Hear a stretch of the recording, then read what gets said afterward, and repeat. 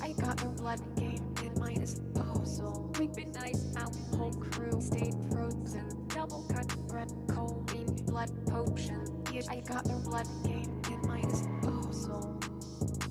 Hey, hey. I got the blood game in my disposal. Hey, hey. I got the blood game in my disposal. Chalice with some fresh cattle juice. I'm really comfy in my vampire booth. More like balling every day. Act a fool. Pathetic creature. Romp up on you fool. Bad bitch, she gave me neck. My left dick is on her neck. Stupid bitch, she called me sunshine. I can't stand no disrespect. You don't fuck with fair and sundry if you have some intellect. You don't fuck with fair and sundry. Bad for your health. I got the blood game in my disposal. We've been nice out, whole crew stayed frozen. Double cut, red, choline, blood potion. I got the blood game in my disposal. Hey, hey. I got the blood game in my disposal. Hey, hey. I got the blood game in my red water spring, blood magically. Good with the wings, cause it's a bad one. Hey, make the check bleed. You ain't gain match. Hey, you would have breed. We are a menace in the street. Cause all my brothers dogs. We ain't werewolves, but we like to bite. Bone meal, not an alchemist, but I'm from that grinding gargoyles with the stony hide. You don't want to make my blood boils. You would very match. You don't want to fight. I got the blood game in my disposal. We've been nice out, whole crew stayed frozen. Double cut, red, choline, blood potion. I got the blood game in my disposal. Hey, hey. I got the blood game in my disposal. Hey, hey. I got the blood game in my disposal.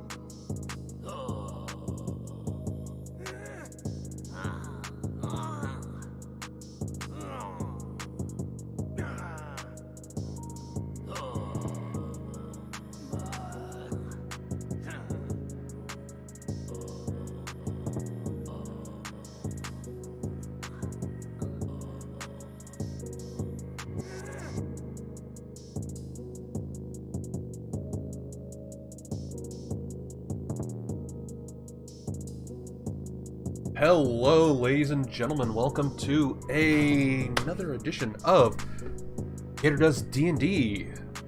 We are on to the second half of our unfortunately cut short episode last week, Sandblasted Bazaar. Don't have too much to make for announcements this morning. Afternoon, rather. Evening, wherever you are. Whenever you are. Whole weird thing about the planet being round and star moving around and anyways, let's go ahead and hop in with everybody else and should be all groovy with them. We'll see what exactly has happened since. It's awards and we are live. Hey everyone, how you doing? Hello, hello, hello. We were just discussing where Bar might be from. Leave a comment in the chat if you don't know already. Yeah. If you know, don't participate, folks. Let everyone else have a turn guessing. This is our new favorite game. Yeah. It is. The results are amazing. This is a terrible game. Why is this a game? It's a wonderful game, dude. My personal favorite was Bolivia. I think someone guessed you were from Bolivia. Yeah. That was amazing. But everyone tries every other state in the U.S. first. Clearly, it's Bolivia. Please. What's going on? Hey, here we are. We're live. Yeah, sorry about that. I had to go take my dinner off the smoker. Yeah, it's fine. That's what you're doing. Yes. That's what I normally do on Saturday, to be honest. Ooh. He was taking care of his You're making food without us. There's more than enough to go around if you can find a fucking plane ticket. Anywho. Some nice new news. We've got another new layout for the stream here. Hopefully it's a little bit easier in you guys' eyes, especially for days like today where we're going to be primarily doing more theater of the mind as we left off last week. That being said, also, like to turn it over to our party members. Anybody want to give a summary of the short session that we had last week? We have a monkey that got shit-faced drunk. Drank turbine fluid, if memory serves, right? Exactly. No longer a monkey. I am the naked revenge.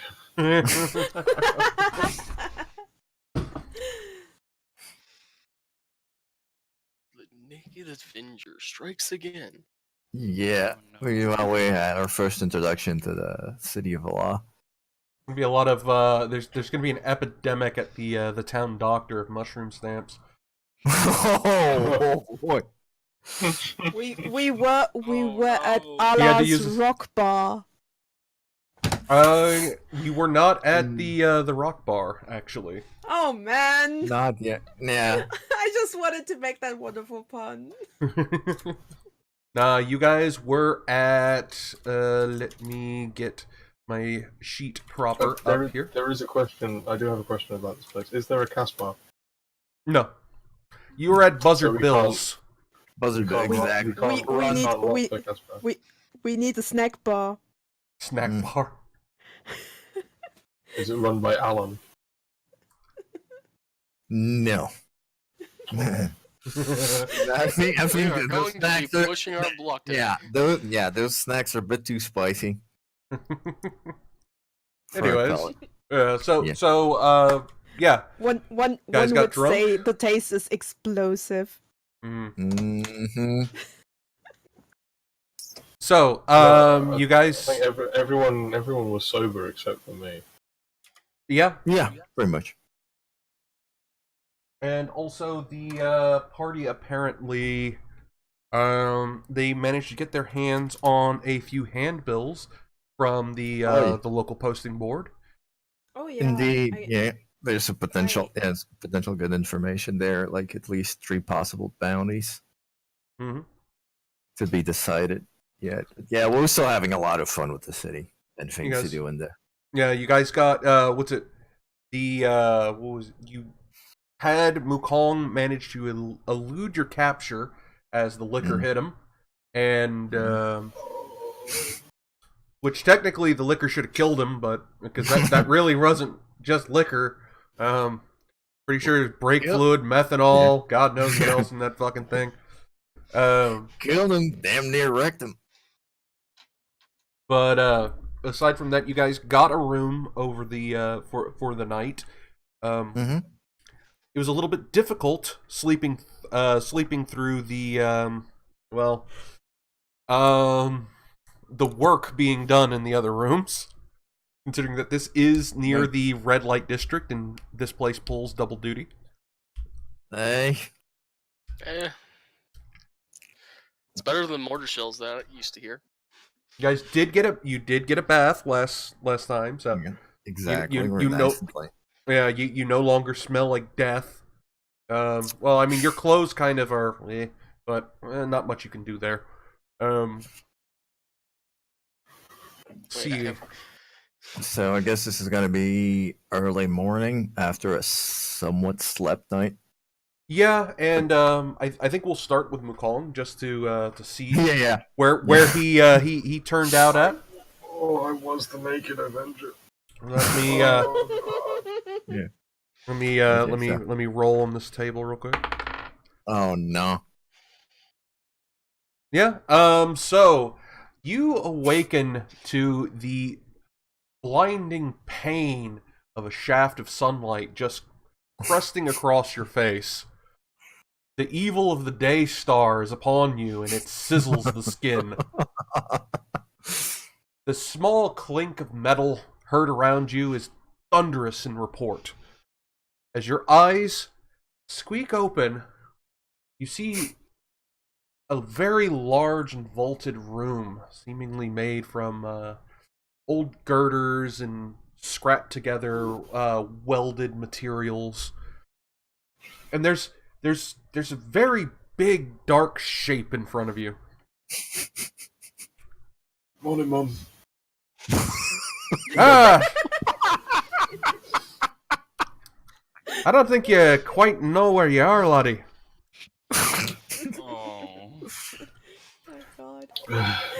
The huge shape crouches down and cuts off that light blinding you, and your blurred vision is able to kind of start to focus. You see an absolute mountain of a man. Could practically be almost Dutch-sized. Dutch?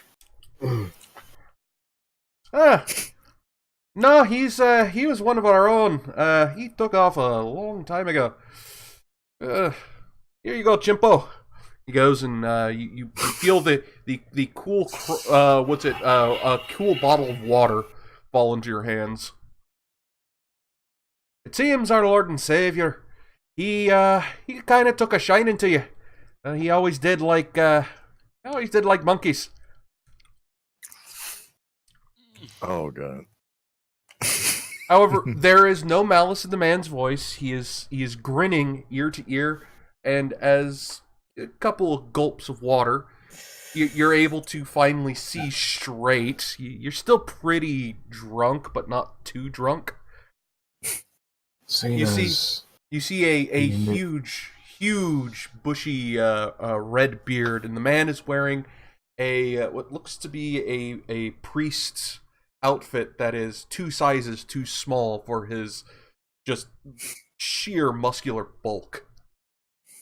Seeing as you knew Dutch, I'll let you slide with that monkey comment.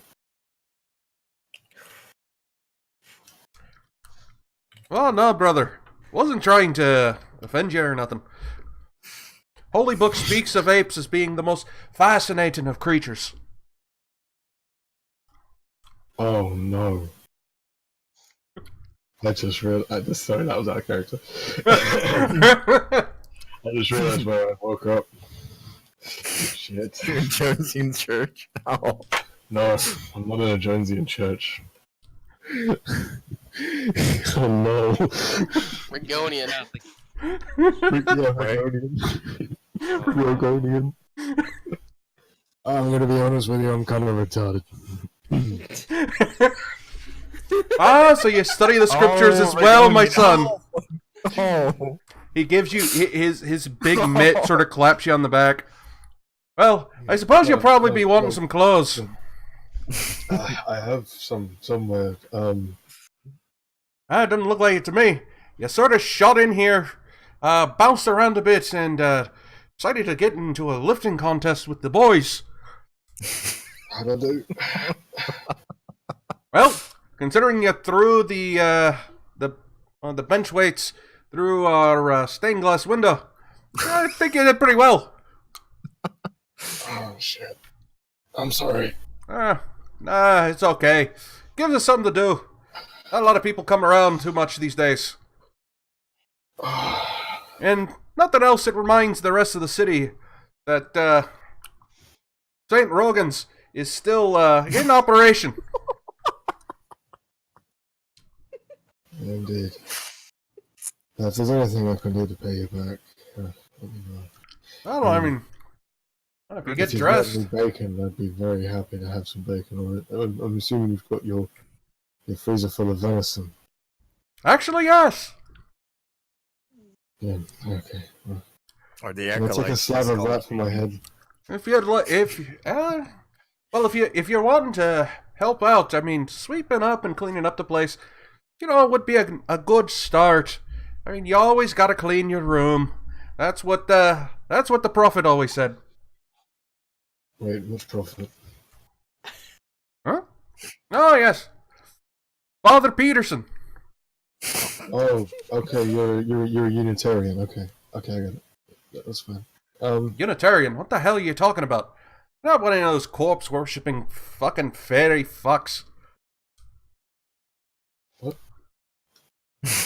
It doesn't matter. Don't worry about it. I'll help out around here for a little while, and when I'm feeling a little bit better, I'll head off and try and find my friends.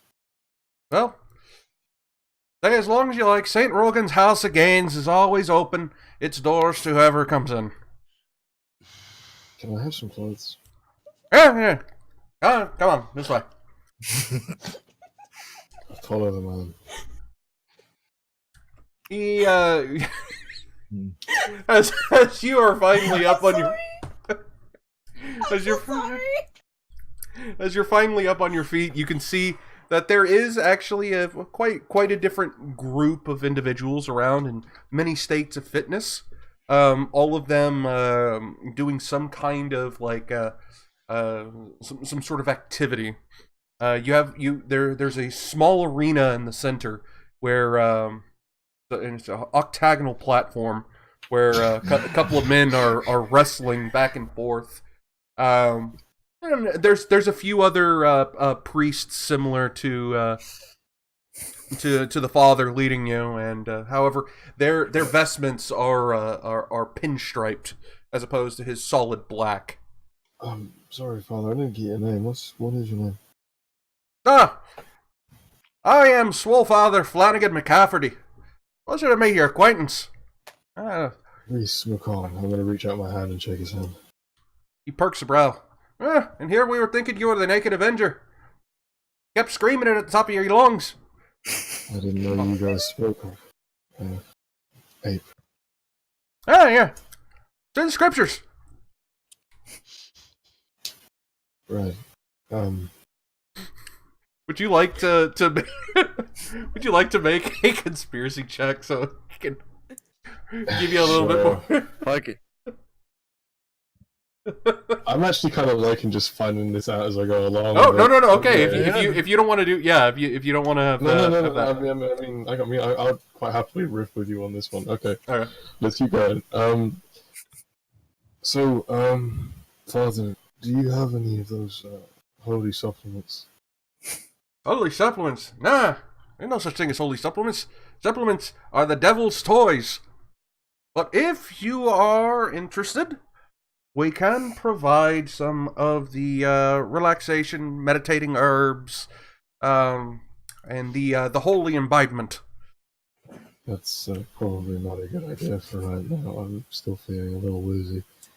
Nonsense. In that case, I'll just the meditating herbs always take the edge off. I'll take a protein shake with a raw rag in it, if that's okay. Well, he turns over his shoulder and barks up into one of the other guys, and he nods and jogs off in the other direction. His monk robes flowing around him. Did I come here willingly, or was I brought here? No. You kind of kicked open the door and started ooking and knocking, making a whole kinds of racket. Yeah. That sounds like me last night. Yeah. I imagine you kind of got up to a little bit of mischief down at old Buzzard Bill's. I made a bet, and I won the bet. Although in hindsight, I probably didn't win the bet. Nah, Bill makes that bet with every newcomer that comes through town. You're not the first, and you're certainly not the last. Be glad. Last fella puked up his sorry. Last fella puked up his spleen. Oh, it was great fun. No, that doesn't sound like fun. I mean, it was fun for us. I'm sure, whatever his name was, Joe, Bill, whatever. I don't think it was too good for him. Actually, come to think of it, we didn't see him. Gator, small question: is this the main house of worship in the city? Yes. Okay, so yeah, this being early enough in the morning, you would find John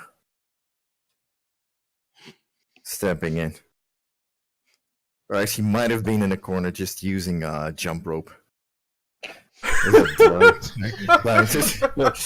reason that I didn't notice that. Yeah, you just realized, but it was just looked like a ball in the corner, like a medicine ball. He thought it was a fan. He probably thought it was like a fan noise. Turns out it's just a rope moving fast enough to blowing for everyone else inside the gym. Yeah, there's a few house of worship. Yeah, no, it is very much a. It's something between a church and a monastery here. as being a what was it, a former Petersonian, Yeah, you are aware of the Roganian faith. It is a Jonesian Petersonian cross-denominational faith. yeah. So it focuses Although more he's no on longer, the he's no longer devout Petersonian, but some of the ideas still stick with him, and he still has a very deep sense of spirituality. So he tries and find a place that's at least amenable. yeah. Comes over it. Yeah, while Jonesians and Petersonians won't always get along, Roganians will always kind of like be the intersection for them. Yeah. So Kind of funny how a Jonesian and a Petersonian are working in the same party, then, isn't it? Reese, is that I'm gonna be starting just cleaning up, just mopping up the floor with a broom and that. So you've been outfitted with clothes, but at this point, Yeah. and the Swole Father Flanagan has gone off to attend to the others and to partake of the herbal sacrament. he's gonna go get stoned in a broom closet with Jamie. Okay. Probably. Yeah, John. What? It just stops using the skip rope, and so that's where your ass got off to. Hey, John. How you doing today? I'm feeling better. Really? Really? Maybe Those bit. bloodshot eyes, hunched in, dehydrated skin. I bet you're just feeling just fine. Better than about 5 minutes ago. Where's my stuff? With Samuel, the rest of the guys, already had their very early breakfast. Okay. Well, we could always head back. I should finish what I'm doing here. I'll meet you guys We'll later. do. Oh, if you can, try Mm. and get some kind of big fucking hammer. Yeah, I will try. I'll ask these guys, but see what you got for me. We'll do. Feel free to use my money. John will get himself a change and head back to the rest of the party. So let's hop over to them and what they're up to. Yep. What are the rest of you guys doing? It's Probably more maintenance on the gear. maintenance. You're still sticking at the little hovel hotel room that you rented out. I would have probably gone and checked on the van and made sure everything was still up and running. Nothing devious has happened there. Make sure the dog is fed. Make sure the dog is fed and walked. Yeah. For mute. Why am I the one taking care of... How the hell did I get this role already? It's like real life. Because the original owner got so blacked out drunk that if they tried to take care of the dog would most likely be on a murderous drunken rampage as well. Yes, like real life.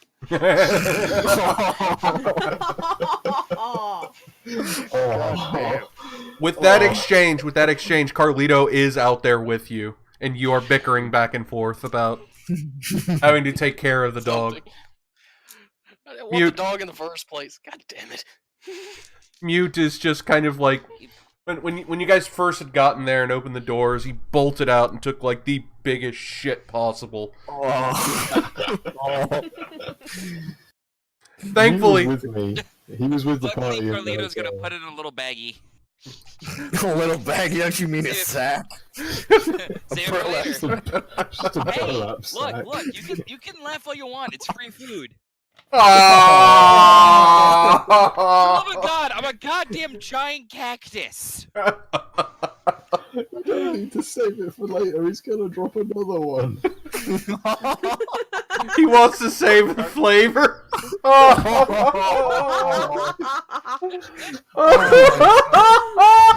Make sure you don't put that in the vehicle. Put that in the back of the truck. Yeah. Don't carry it around with you either. I just have this massive image of me just falling into the back of the van and just landing in a giant pile of burlap and shit. I look at Sam and just look at Sam and go, amigo, You feel like being 12 again? Fuck off, plant. Come on. Come on, Ming. All we just need now is a paper baggie. We can do this. Oh, Gospel. We have stuff So- to do today. So That's move on, cool. Carlito. All right. So as far as Also, far as we it have goes, to find our missing compatriot who's... Hopefully nothing's terrible happened to him. Most And I still actually look like Mukong. well, as it goes, was it mute is being very easy to handle. From what you can tell, from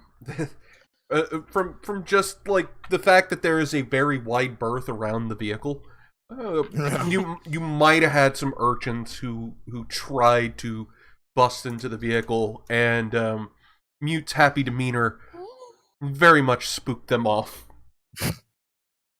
But it does seem that he is he's kind of overheating out in the direct sunlight. And All right, Mute, you're gonna come with us, and we're gonna get you some water. he gives a bit of a little bit of a whine, nods, All walking right. alongside. Do I have to put a leash on you, or are you good? Give me a second. He actually follows you just fine, Perfect. so long as you give him like the proper order. He just follows straight alongside. Come on, Mute. Be a good boy. Boof, boof. All right, we're gonna go find him some rat and a lot of water. By the way, Carla was or is on the roof of the truck or of the I guess on the van, taking her charging nap. Yeah, this would be the one place in the area where you can get complete uninterrupted sunlight. Within town, there are so many different layers of the city crisscrossing over the canyons that very little sunlight reaches the lowest portions. Carlito, why don't you stay here as well and get some sun? Duly noted. having a full meal. Yeah. You stay here with that. Make sure you dispose of that later, please. Just clumps his feet inside the bag. Thump, thump. Oh my god, he can have a sack race. Oh, I am sorry. Squigs, you opened up this can of shit. Oh yeah, I opened up this can of The shit. bag of shit.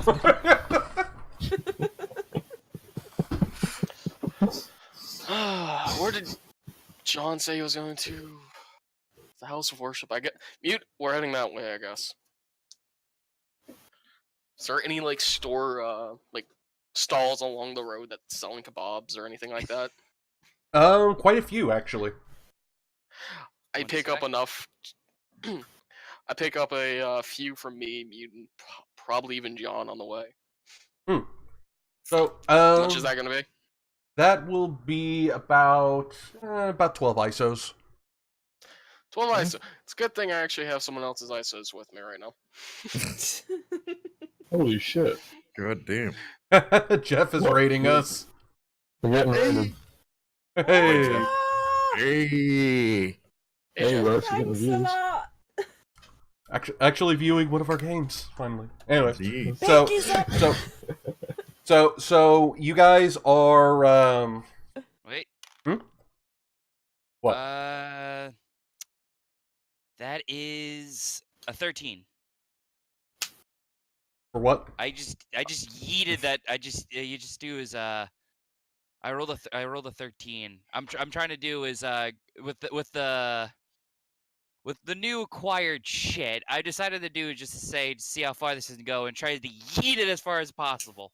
Oh dear God. Oh What my God. direction are you doing? Are you doing this over the wall? Which way is Sam going?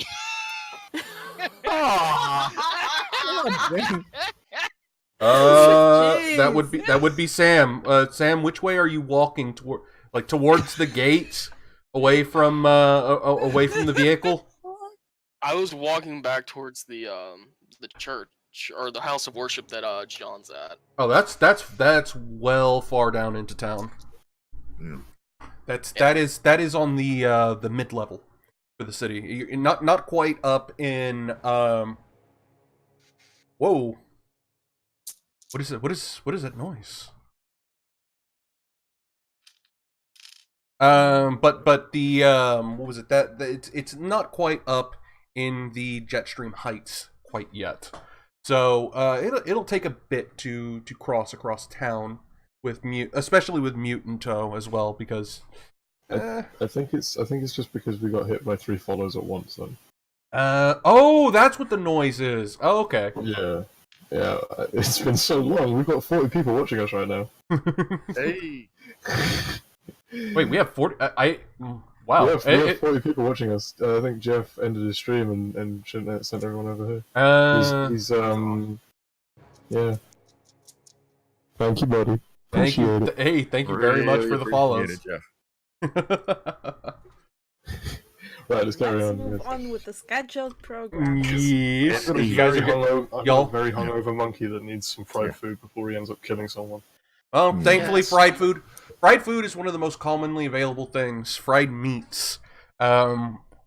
It might be a little motor oily here in the Cavern City, or sorry, Canyon City of Allah, but you know, it's kind of homely in that regard. You know, kind of reminds y'all of some of the greasy fare from back in Johnsonville. Mm. Johnson. What's Johnson? Johnsonville. Never been there. Yeah, well, yeah, you too. Hello. Alright, it's time to, But do I pick up the food and some water on the way? You said that was, what, like 13 ISO? Slop, slop, slop, slop, slop, slop. Wow. Second? 12 I was picking ISO. up the food. Oh, yeah, 12 it was ISO, just okay. 12 just 12. Oh, Just 12. Got it. Just 12. Alright, 12 ISO. And I start heading towards the temple of the House of Worship to see if I can find see if I can find John. Well, John, Ballard. also, hey, we got a super chat, or a I'm not used to doing these. We've got a what's it? A Streamlabs. Have some money for being the recipient of our raid from Donnie Ekholm. Thank you very much. Larry Kubiak just donated a fat 499 biddies. I got a bolt, Hey. but you got to follow at Caligator. Have a great D&D. Cheer. Thank you very much. Don't forget to Thanks a join us lot. on Discord, dude. Thanks, Claire. Yeah. For reals. All right. As for what was it? What's going on inside of the Temple of Swole in the Roganian Church? Yeah. Saint pretty much- Rogan's House of Swole. John's pretty much re-geared himself. Mhm. Back to putting his Under Armour suit, jeans, motocross boots, gloves, leather jacket, and strapping his weaponry that the good brothers have kindly put away for him. I am. Again, just basic gear. I'm just finishing up cleaning the broken stained glass window and the several, I'm assuming, shattered iron weights. Yeah. You kind of went ape on it all the night before last. At least you didn't take a dump Yeah. in the collection box. At least I didn't kill the father as soon as he said monkey. Yeah, that's also a good one. You're starting to learn. You're learning tolerance there, my boy. As the Swole Father Flanagan would say. Thank you. John just gives a sort of impatient glare at guy. You want some help there, buddy? Yeah, sure. Just Like perhaps a Wonder Woman. broom and just a broom and a mop. He takes care of picking up all the glass fragments at least. So as you're doing that, some of the other monks in the church, they kind of give a respectful nod as the door is knocked on. One of them moving to open it, revealing Samuel at the other end, along with Mute. Still looking like me. Yeah. Still looking like you, and they have a very, very odd, like, The monk is confused, and suddenly we Forget hear the monk. The monkey's confused. well. At the same time, there is a very wet Out. and unpleasant slap heard, about 3 doors down. Oh. No, just. Oh. Oh, that is. I guess that was the doggy poo bag. Yeah. God damn it, That Kurt. far, damn! I rolled good. Yeah, he rolled pretty decent, but he wasn't very heavy to begin with, so just got that right sort of thing, and the poop kind of made the bag a little bit more aerodynamic, and it was able to just catch an updraft and arc clear into the mid deck of the city. You either yeet or be yoted. God damn it! Just a double thing. John, Kong. Nice to see you. What's up, God damn it, Samuel. What the fuck? Yeah, that's Race, that's Sam. Yeah. No. the 2-liter Coke. Do something about that. Yeah, I will once we're out of public view. I was leaned forward a little bit close to Mukong's ear. I was trying to make you an alibi, make sure you didn't do it. Apparently, I get religious when I drink. Good for you. Here's fried food. Oh, thank you. Thanks, Samuel, for beating up breakfast. Yeah, you got enough for you too, John. Would you guys like really to? Would you guys like to? What was it? Get a nature roll to figure out what kind of meat it is? Nope. Sure. I mean, I'll Okay. do it. I mean, I got a nat 20. You got a nat 20. yeah, I'm not rolling. I call it fudged. I call it fudged. It is. No, it is. Didn't he actually roll? No. He physically dice rolled. Yeah, I did. The tangy the tangy aroma of the fried and oddly purplish meat. You come to realize that this is the meat of a blight that's been cut and fried. Very, very like almost like a shoe leathery tough. It's like they dried it before they fried it. As Samuel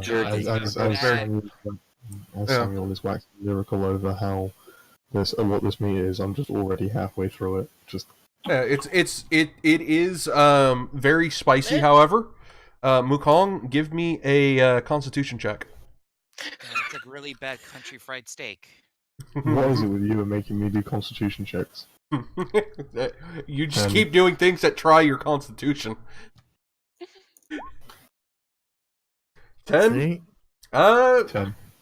It is almost eye-blindingly hot, but you kind of tough through it. You got a little bit of a tear rolling down your face, the precious water left within your body. Here, I picked up. Mukong, here's a bottle of water. I picked up on some on the way. Guzzle up. It's my con.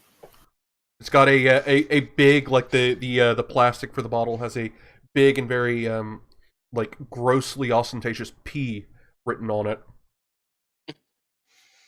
Keep the bottles. We actually need those. Yeah. An ostentatious P. Yeah. The letter P. Yeah, the letter P.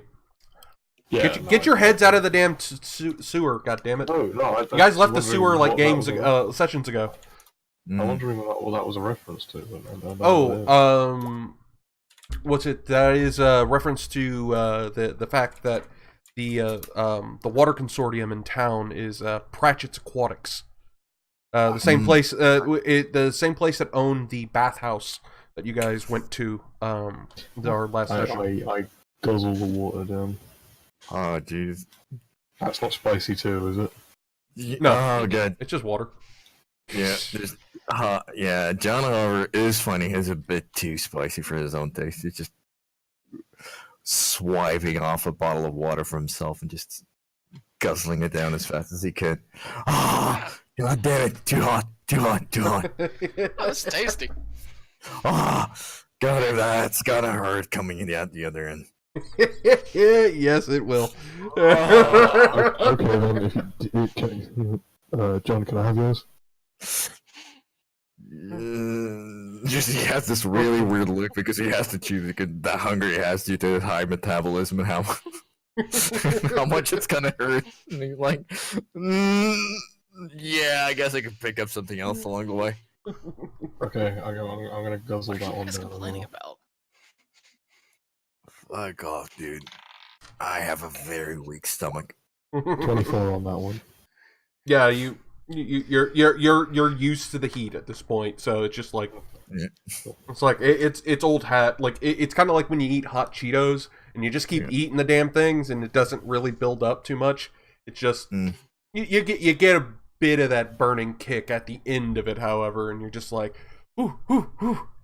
But thankfully, you all now have a temporary fortification against exposure to heat. You're sweating a bit. You are kind of feeling a little bit more pep in your step. The spices sort of woke you up better than a cup of coffee would. So, what's our resistance? So, what's the resistance to exposure? The next time that you will take, you would, if you were to take a exposure check, you can opt to just to not do it instead. Okay. Cool. That's quite useful. All right. No. You guys get done cleaning this up? Yeah, pretty much. All right, let's get out of here. I kind of want to change forms again. I don't. Oh, yeah. I'm not a big fan of the simian form. Hey, wait. Before you all go, I got a bit of a pardon gift for y'all. And Father Flanagan is running after you all. Oh no. And obviously I'd legally dashed off. Yeah. Yeah. He produces a what was it? A very large wrapped package. And I'm flattered, Flanagan, but I don't swing that way. Damn. You don't eat meat. I just saw you eat meat. Oh, it's a joke. A little snack along the way. Could we ask what kind of meat, Father? Venison. No, it's venison. We hunted it up in the hills. Oh, Here, Richard. there's venison in the. Take that. That's a good thing to know. Yeah, I guess. Good Father, may I ask how much is here? How much? I mean, just quantity. I mean, it's just for what we take in for our daily sustenance. We try to give some away to the poor whenever we can, and travelers as well. Try and take care of them.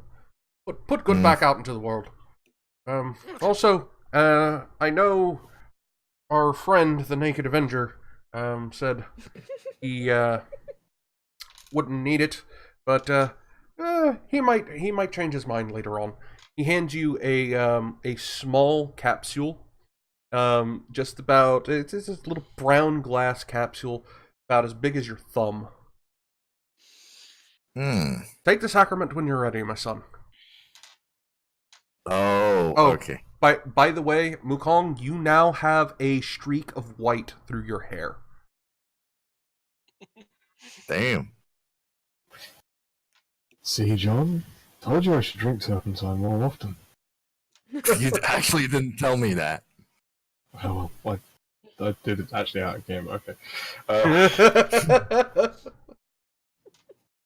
I forgot to mention it before. I was like, oh, wait, I wrote that in that, yeah. Because drinking that was kind of a near-death experience for you.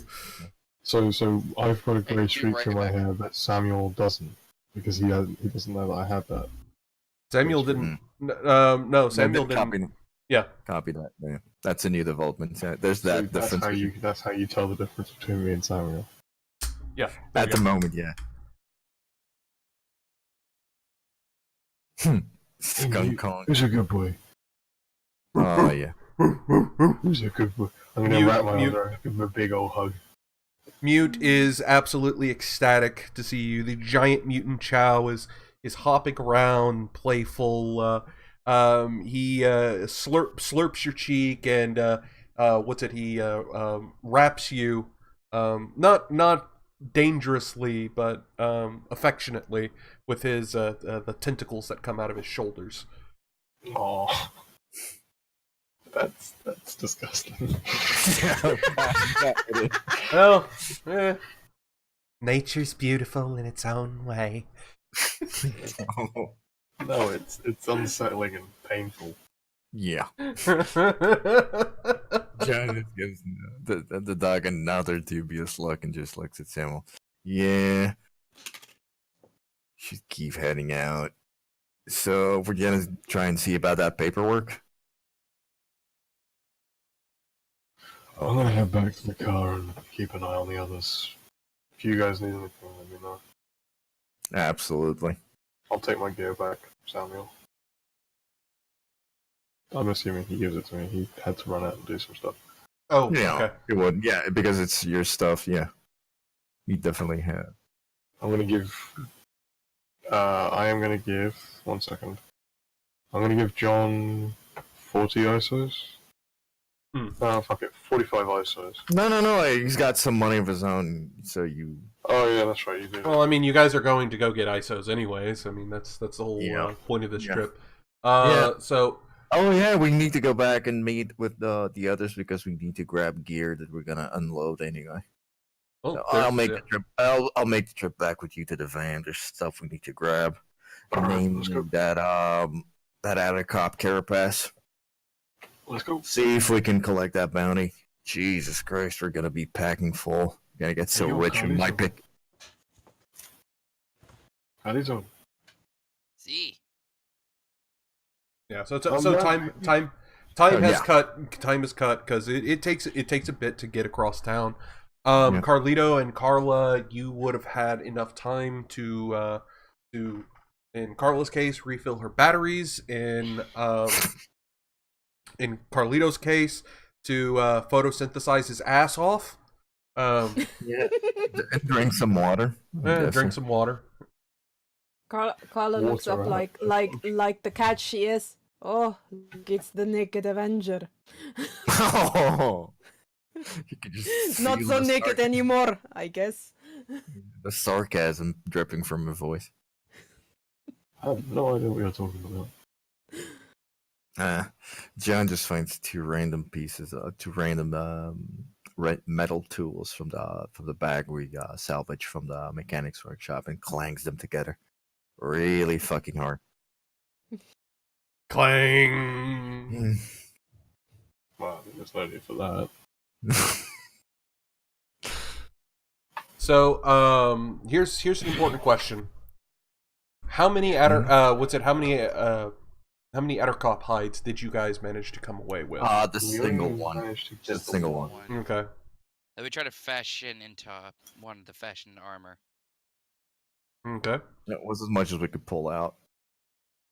Like the bounty on a single pelt is still considerable, though. Yeah. The handbill that you guys managed to take with you, still lists at pelts fetching 2,400 ISO per kill. Nice. Really nice. Nice. A little bit more, considering the fact that it's the one of the pelt, and we brought a whole fucking carapace.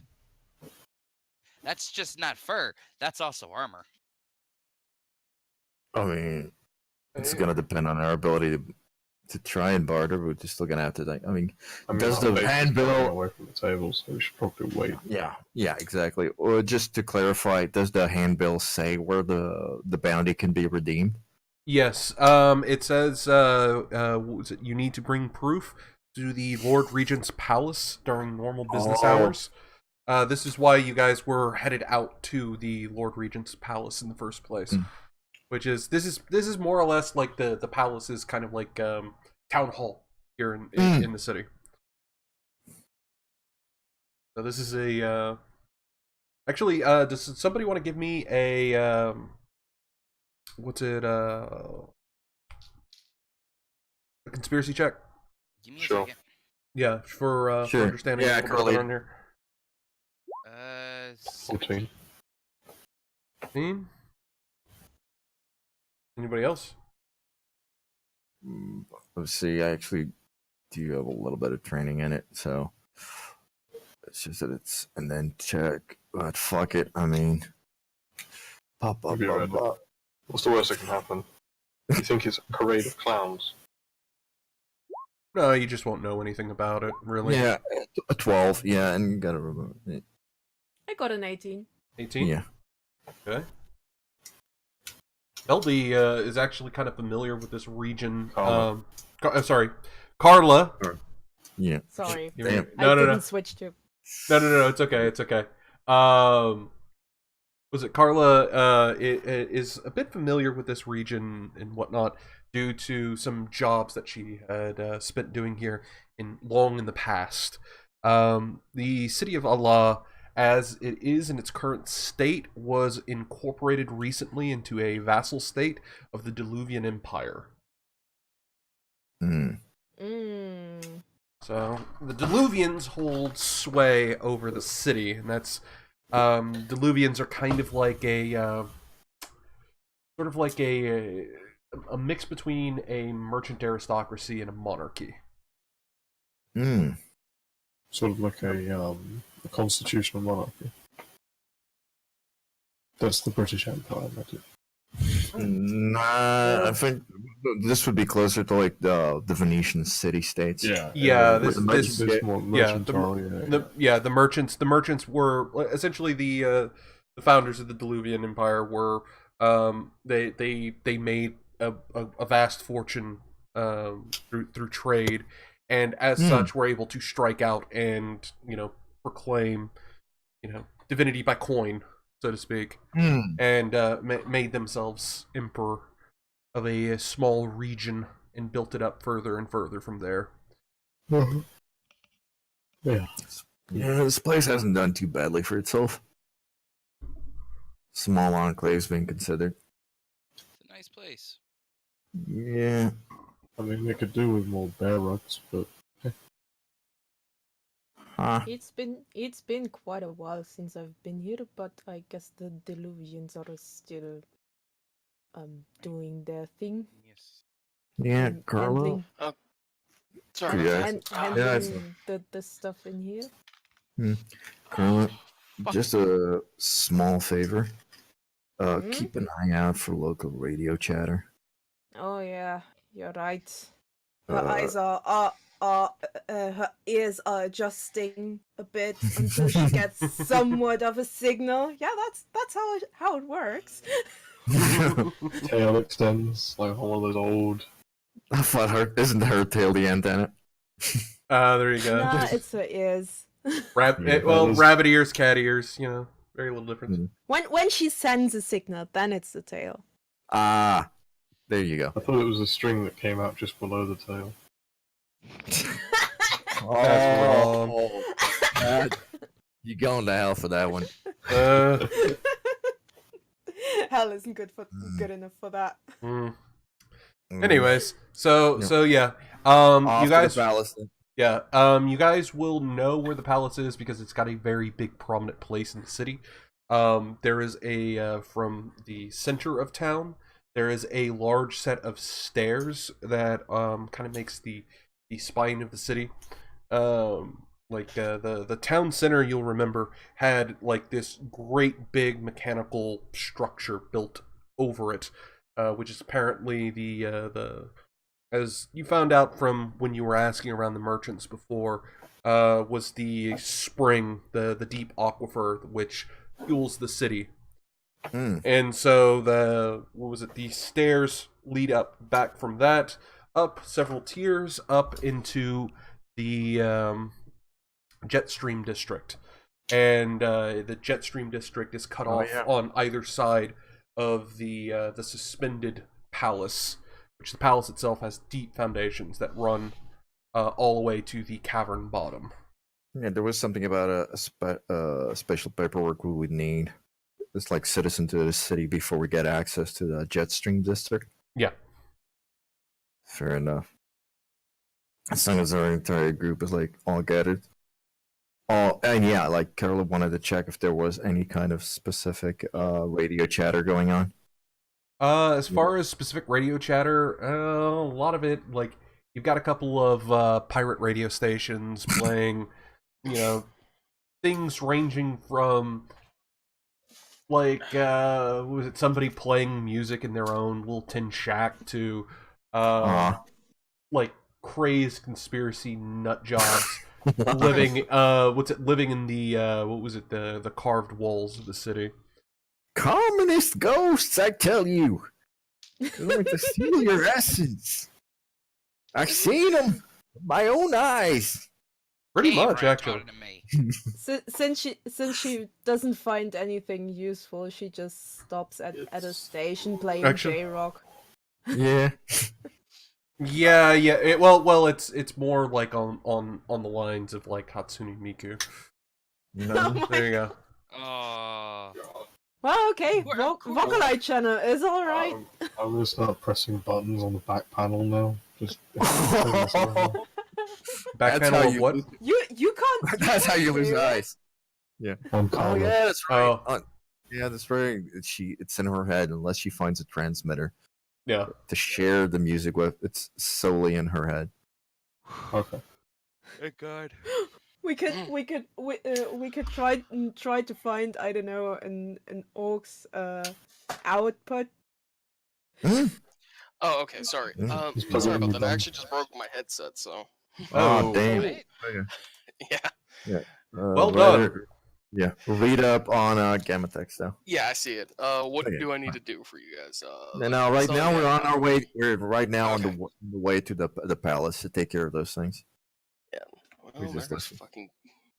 Also, as soon as we have a moment, does Samuel want to change shapes? Yeah, I was actually gonna say I want to go back to the shape that I was before, which was a tiger merchant. Yeah, no, mutated. Basically mutated to humanoid. Sharp nails, somewhat pointed teeth, brown hair, brown eyes, with slightly scaling to the slightly scaly skin, patches of scale here and there. So he's got basically he sheds a lot as he does this, and just leaves a very obvious pile of monkey fur from the transformation. What did you just call me? Wait, I called the fur monkey. Yeah. You know, Samuel, I'm never gonna get fucking used to seeing you do that. Yeah, you're not the first person who's told me that. So, is there a hard limitation what you can do with it? Actually, not really. Interesting. Vaguely humanoid. Unless I go tiny, then I could be the size. I can look like a little cat or a mouse if I wanted to. I mean, technically speaking, Death Claw's a humanoid. Ooh, thank you very much for the follow there, Skull Maggot. Thank you. Let's keep moving. I'm assuming that me and Samuel are the ones carrying the bags and corpse. I think so. Motherfucker, this headset's aggravating me now. Well, the shell anyway. That's all we need to deliver for the bounty. Yeah, that's all we got. Yeah, the shell. Yeah. So you have the smelly Addercop chitinous carapace chopped from the top half of the creature. Its main body section, not its abdominal section. Mm-hmm. And what's it? It's a fairly easy trip up to the magistrate's office. It gets a little bit warm as you're back up into the sunlight, and John is gonna unroll his shemag and use it as a traditional desert covering for his head and the rest of his face. So, shelter from the sun and a bit of anonymity. So win-win. Well, it should be said, as you are getting higher, the winds are getting more pronounced. So while there's a perpetual, almost whistling breeze down on the ground floor, up here it's like it's getting towards a gale. Jet stream. Like a jet stream, yeah. Jet stream earned it. The jet stream district earned its name for a reason. However, now that you guys are now up above the mire of scrap structures and things down below, you've got a much better view of the city and how far back it reaches into the canyon, which is quite a ways back. You're also able to see large farms spilling over the sides of the canyons. Seems to be terrace farming. You can Can I do a nature check and kind of guess at the harvest? Yeah, go ahead. They grow on the city. Yeah, also the quality. Yeah. Also like the how fruitful or fertile. I've got what a +9 in this. Great. Carlito. Remember, we killed this thing as a. No, I was gonna say. Remember, we killed this thing as a team. So. Yeah. Okay. I got an 8. Or sorry, I got a 10. 10. It looks like plants to you. 26 I got for 23. John. 23, 26. 26. The two of you are able to tell that that there's it's got about a minor variety of crops growing here. You see a lot of less water intensive crops that they're growing. Still, more so than what you get around there and whatnot. But they seem to be cultivating soft bristle cactuses, grapes, olives. You see various like it's actually a very very strange variety. It looks like a mutant variety of vine melon growing in certain places, but and also a lot of potato plants. Damn. Well, there's olive and potatoes around here. Carlito's just going to shiver for a second as soon as he sees the cactuses, just like. Getting a bit homesick, Carlito?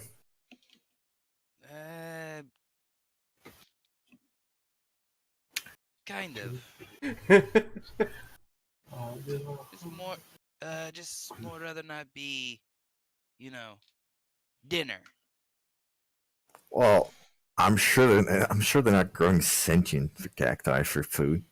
I hope they are. Fuck you, Carlito. Oh, McCauley, I have a very interesting thing. That was a joke. I realized this, but I have a very interesting thing that we got. I take out the tape recorder and start playing it. Oh no! Oh no! Oh, that's well that's then. I tell you what. Do you want me to translate that for you, Sam? I have a rough idea of what it is. Cool. Can I see that? Oh no! Give me Hey, John, hold on to this. John accepted. Put it inside his jack. You hear? By the way, as you guys are 14 on my acrobatics to get that fucking tape recorder. Okay, so as you guys are doing that's going to be going against reflex. Reflex. Oh, I got it. I got a funny free. Hold on.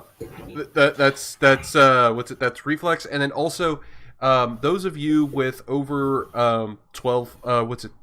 No, not 12. 14 passive perception are able to hear a mechanical click as one of the nearby android guards sits there and leans a little bit and watches you all intently. Yeah, there's a bunch of armed strangers kind of walking out. Yeah. John puts his tape recorder, just swipes it away, just moves. So, well, basically in a blink, he's behind McCoy and just goes, "Never do that again." Give me the fucking tape recorder, man. We'll wipe the tapes. Tape recorder's actually useful. Don't break it. Yeah, that's a fair compromise. We scrub the tape, we keep the recorder. Just gives another gives a side glance to the android and back at Samuel, and like an uninterested shrug as in deal with it. Carla leans over to Sam. In worst case, I still got a recording on my hard drive. I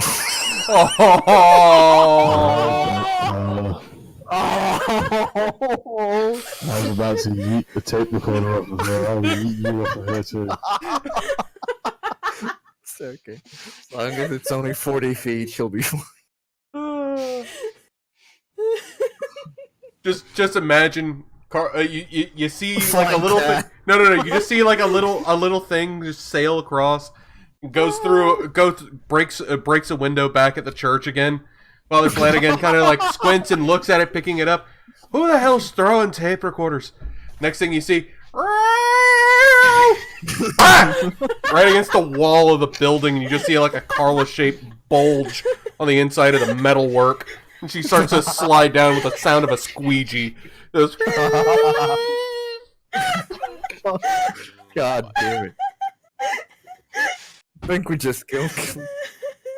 Pelty's down. Pelty's down. Yeah. Yeah. Just a liberty, Samuel, and they're getting a bit nervous. Yeah, we should probably make ourselves as we should blend in a little more. As easy it is for our group to blend in. Yeah, we can try. I mean, we're here on a proper business, so. Exactly. Just as a as a point for you guys, you guys actually, like, as far as like physically, do not stick out too terribly much. Despite the fact that there's a lot of humans here, there's also a good mix of other creatures. But the main thing that you guys stick out from, which I'll give you for free, is the fact that you have very different clothes than people around here wear. Yeah, I think that would. Yeah, we thought of that earlier. We're going to take care of that once we get some more money. It turns out, it's kind of hard to be able to blend in as a big fuck all cactus wearing a poncho. Yes. Actually, Squigs blends the best out of all of you. There you go. I'm just wearing basically the clothes I grabbed out of the garage. So Yeah. a wife beater, jeans, and shorts, or wife beater, jeans, and shoes. Yeah, which it would be the equivalent of like for mind space reference, the equivalent of walking around today in the middle of New York City wearing a colonial military outfit. I mean, shit, I'd do that. I mean, you'd do it, but you would stick out doing so. Yeah, that's the whole deal. Yeah, fair enough. Not that it's a problem or anything. It's just how it goes. So we try and gain access to the. As you reach the palace at the top, it does seem to be open. The guards on either side of the building are just sort of milling about.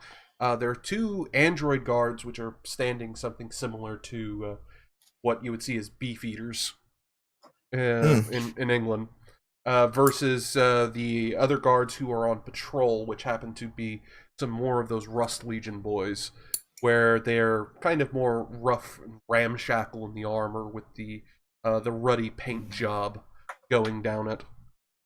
You also notice that the pageantry on the armor for the androids is different than that of the Legion soldiers. I would expect nothing else. No. As the doors swing inward, you are all greeted with a something very surprising. A lovely cool breeze from the inside of the building. They have AC. Of course they do. Inside, you see a variety of different people milling about. This is quite nice in here. The main floor is large and marble, and you see these very nice planters with palm trees that are carefully cultivated along the walls with columns raising up to a very high ceiling that's domed over, and you can see, despite a small flicker, you can still see the sky up above, but it seems to be some sort of screen projection on the curved surface of the vaulted ceiling. Before you is a few queued lines in front of a large circular like central table area sort of deal with various clerks at each different side of it, taking different people's complaints or requests, paperwork, stuff like that. You do see on one side there is a small plaque set aside for on a fairly empty line that says bounties. Yeah, you'd imagine there wouldn't be a huge one. I mean, no one really wants to do that kind of line of work. Speak for yourself, Simon. Yeah. You and Carla we're earning a living doing that, right? Mm-hmm. My whole life. Did nothing else than that. You were programmed to do that, Carl. For those of you who were doing bounty work and stuff like that, this is actually one of the nicer places to get your things turned in. Normally, it's some like shit smeared, which poop is like the theme of the fucking thing for today. I don't know why. God damn it. Some sort of dirty, grubby old sheriff's office broken down with some fat ass cop sitting there who's doling out the money for your bounties. In this case, instead you're greeted by a strangely chipper minotaur who is got like comically small little spectacles, half moon spectacles at the end of her snout.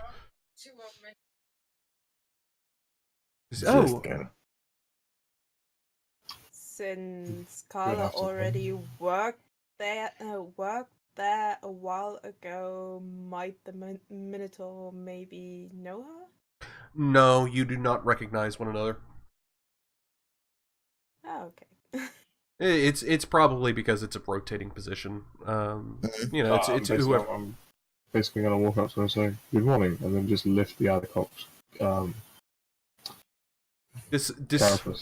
Despite her considerable bulk in comparison to you, you do manage to get her to squeak, throwing that rather ripe thing on the table. Just suppose you are here for the Addercop exterminations, right? Oh my. Yes, Well, let me see here. Let's see. You see her turn around and fiddle with a filing cabinet, her tail flicking the flies that you guys have drawn in with the carapace. We would very much like to dispose of this thing with due haste. I can appreciate that.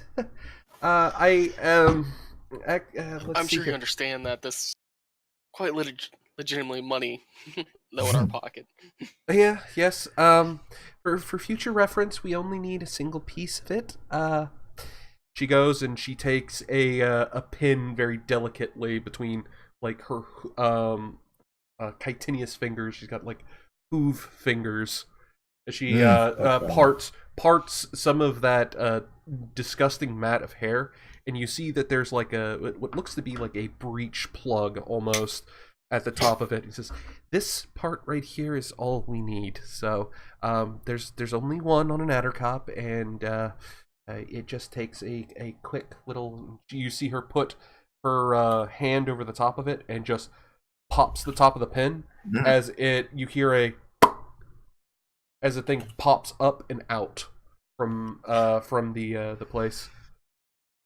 I doubt my lady, the fact that silk glands would work as proof. No, because addercops have about 8 different silk-producing glands in their body. Fair But enough. I will need you all, as she's still holding that that pin. Bit. Yeah, that pin, and she takes the little piece and puts it aside in a small little lockbox. She hands you the pin, hanging. Was it just like sort of like it's like some sort of toxic or radioactive thing? She drops it to you. You'll need to fill out the paperwork, and once you do, I'll be able to go ahead and vend out your bounties. Now, was this for all of you? We do not do per individual. It is only for the for the creature kill. Not for you do not get 2,400 each. No, I didn't expect any. Yeah. Okay. If you don't need the rest of this corpse, I'll just drag it outside. Keep it away from Jazz. Please do. She nods and goes ahead and as Wukong pulls it off into the middle of the room and just starts rolling it into a spit. she's just wincing at it as everyone in the entire room is watching you.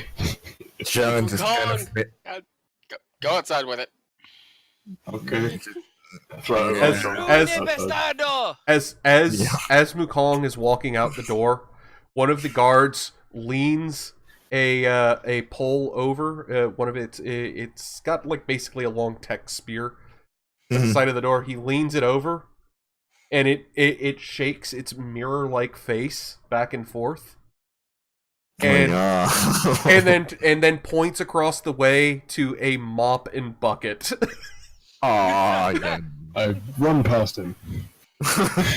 God damn it. Are you sure you want to do that? I'll say, let me just dump this outside and I'll go and do it. Okay. Nah, it's fine. Jan already has the mop. Cleaning it up. The guard is just kind of like, what? The floor is fucking spotless at this point. Just It's rolls so with it, ended up spotless that mopping burning. it ended up with just not burning, but at least a nice little fresh polish. You get the gleaming of the. So fast, it's basically steam cleaned it. And just putting this mop away. Yeah, all done. Well, it seems that the guard is pleased and lets Wukong pass. Just it does do the little maneuver of like it's not said anything the whole time. It just simply holds up 2 fingers pointing at where it should have eyes and then points back at Wukong. And then it goes back to guarding. I do the same in return and then just go walk outside. Oh god. I figured Samuel can handle the paperwork. Fine. It's just 2 pages. Thankfully, it's only just 2 pages, so it's pretty quick to handle. And by the time that you're done with the paperwork, you hand it in. The Minotaur lady goes ahead and takes it, and she goes over it and is like, oh, "Okay, looks like everything's in order." She goes and stamp. From there, Appreciate your job, I see. oh yes, I've been working here for a few years, working my way up. Let's see here. Okay, so here we go. She takes out a small small container. It is a silver container. Looks like what was at one point like a very fancy sort of aluminized poker chip container. And she hands it to you all and says, "There is your ISO right there. Pleasure doing business with you all. If you manage to clear out more of them, we'll be more than happy. Otherwise, if you would like, there are applications at H&K down in the Hot Sands district where you can sign up with our brave boys in red to go out and put an end to addercops. Remember, addercops are everybody's problem." And she's just like grinning ear to ear like some jackass. Yes. What else does H&K do, by any chance? we're new in town, so I'm just trying to get the lay of the land. Well, H&K is not only the headquarters for our local chapter of the Rust Legion. It is also the manufacturing hub for firearms within the city. Ooh. There's a twinkle in her eyes. Oh, is it? Is it ran by a name called Coke, by any chance? No. No. It okay. is what was it? It is subsidiary to the Rust Legion. They kind of use it to fund their actions. They are they're led by our glorious captain Kurt Yeager. So it's you can't miss the building, the big round tower thingy that you can see from out here. Actually, if you look out the doors just to the southeast. Thank you so much, man. By the way, something Gracias. about citizenship papers. Would this also be in the building? Oh, application for citizenship. That will take roughly about a week, but you can start putting in the paperwork in the line over there, which she points across the way. But it is the only reason that we have to wait that long is we have to transport that to the Devonian capital and back. So, as far as it goes, like it usually, so long as you have the money up front for the citizenship paperwork, it goes through like shit through goose. So, yeah. Does it cost anything to do the paperwork? It is a what's it? It is a 50 ISO. One-time fee that you pay, and after that, you're considered a imperial citizen. And you will be required to do your yearly tax, and we will outfit you with the tracker chip for that. It's absolutely painless. She holds up a hand, and you see a little like red light in the back of her palm. Wow.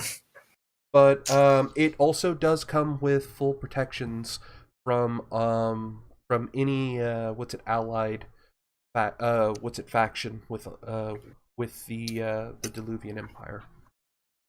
Okay. Okay.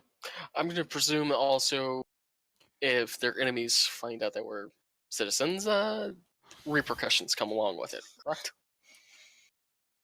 Sorry, say again? If their enemies find out that we are citizens of the glorious empire, there's repercussions to go along with it as well. There's always a trade-off. As far as it goes, the empire really doesn't have any enemies other than bandits. Okay. So there's no ranks to fit around at all?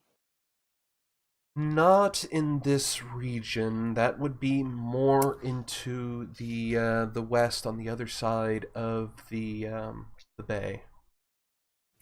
Good. Nice to hear. But if you would like to, I know you're applying for citizenship. It does also come with the ability to purchase land here in town. We have 4 plots available at current. We have 2, unfortunately, collapsed. Just needs a little bit of TLC. Adobe longhouses. Those are 7,200 ISO each.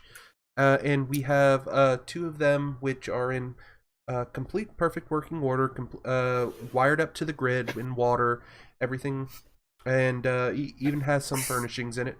And those are 19,200 ISO. Is that up front, or can we get like a payment plan? You would have to speak with the owners. We just sort of like introduce you to the owners and officiate here. But I don't see why not. You could manage to do something like that. Okay. Thank you very much for the information. It's been very helpful. Not a problem. And also, if you would like to apply, because, well, aside from your friend there, I don't think you quite fit in up here. But applications for access to the Jetstream Heights are over there at the small computer kiosk. Oh, just temporary access is something different from citizenship. So basically, temporary pass is more. Yeah, a traveler's. Yes, a traveler's pass. Yeah, I think we'll do it. That will do it just nicely. Don't you think, Samuel? Yeah, that should work fine for right now. See. How much is the traveler's pass? It is 25 ISO. For how long? It is for as long as you are going to be in the city, and good for a week after you leave out of the city. We do have a yearly renewal on it, so if you happen to come here and maybe rent out property in the Hot Sands district, if you stay here for more than a year, you will be expected to renew that $25. Sorry, $25. What are dollars? Yeah. No, that's fine. Okay, that is much appreciated for the information. Yeah. Just looking at the other ones, the temporary pass is definitely worth it. Yeah, we're probably going to be traveling a lot, so we probably don't need to settle down here just yet. Well, I mean, it's good to know. Yeah. But let's weigh our options. Citizen. Yeah. Do you know if there's any other deals like this inside of the other cities in the Empire? I don't see why there wouldn't be. I mean, we are a modern empire. Yes. We're not savages here. Yes, the most progressive of empires. Well, I wouldn't say that. We're sort of still under the thumb of our glorious leader here. What they saw in Samantha Cinder, I have no idea. Okay. By the way, would any of you want to give a conspiracy check on that name? Give me a second. Sure, I'll try. Yeah. I mean, you guys can try. Oh boy. Ooh boy, yeah. What'd you get, Squigs? I got a. Well, I rolled a 19, have a +7, so that is a 26. Ooh, nice. Yeah, that's big. 26. Okay. Yeah, I only got an 8, so. 8. I just realized I was muted. I got a 13. 13. Okay, Squigs, you just bricked your pants. Oh no. Samantha Cinder is a rather infamous raider. Her original name was Cinderblock Sam. God. Wait, she's the leader here? Yep, she is the Lord Regent of the city. Okay, let's. So more intel, or is that all we get? Well, as far as you know, her entire raider gang was wiped out in a large attack, and she was able to fight off what was basically a small army sent at her. Oh boy, she is a tough cookie, to say the least. And you know that her old gang, which now explains why the Rust Legion are here. Her old gang was fairly close with the Rust Legion's leader, Kurt Yeager.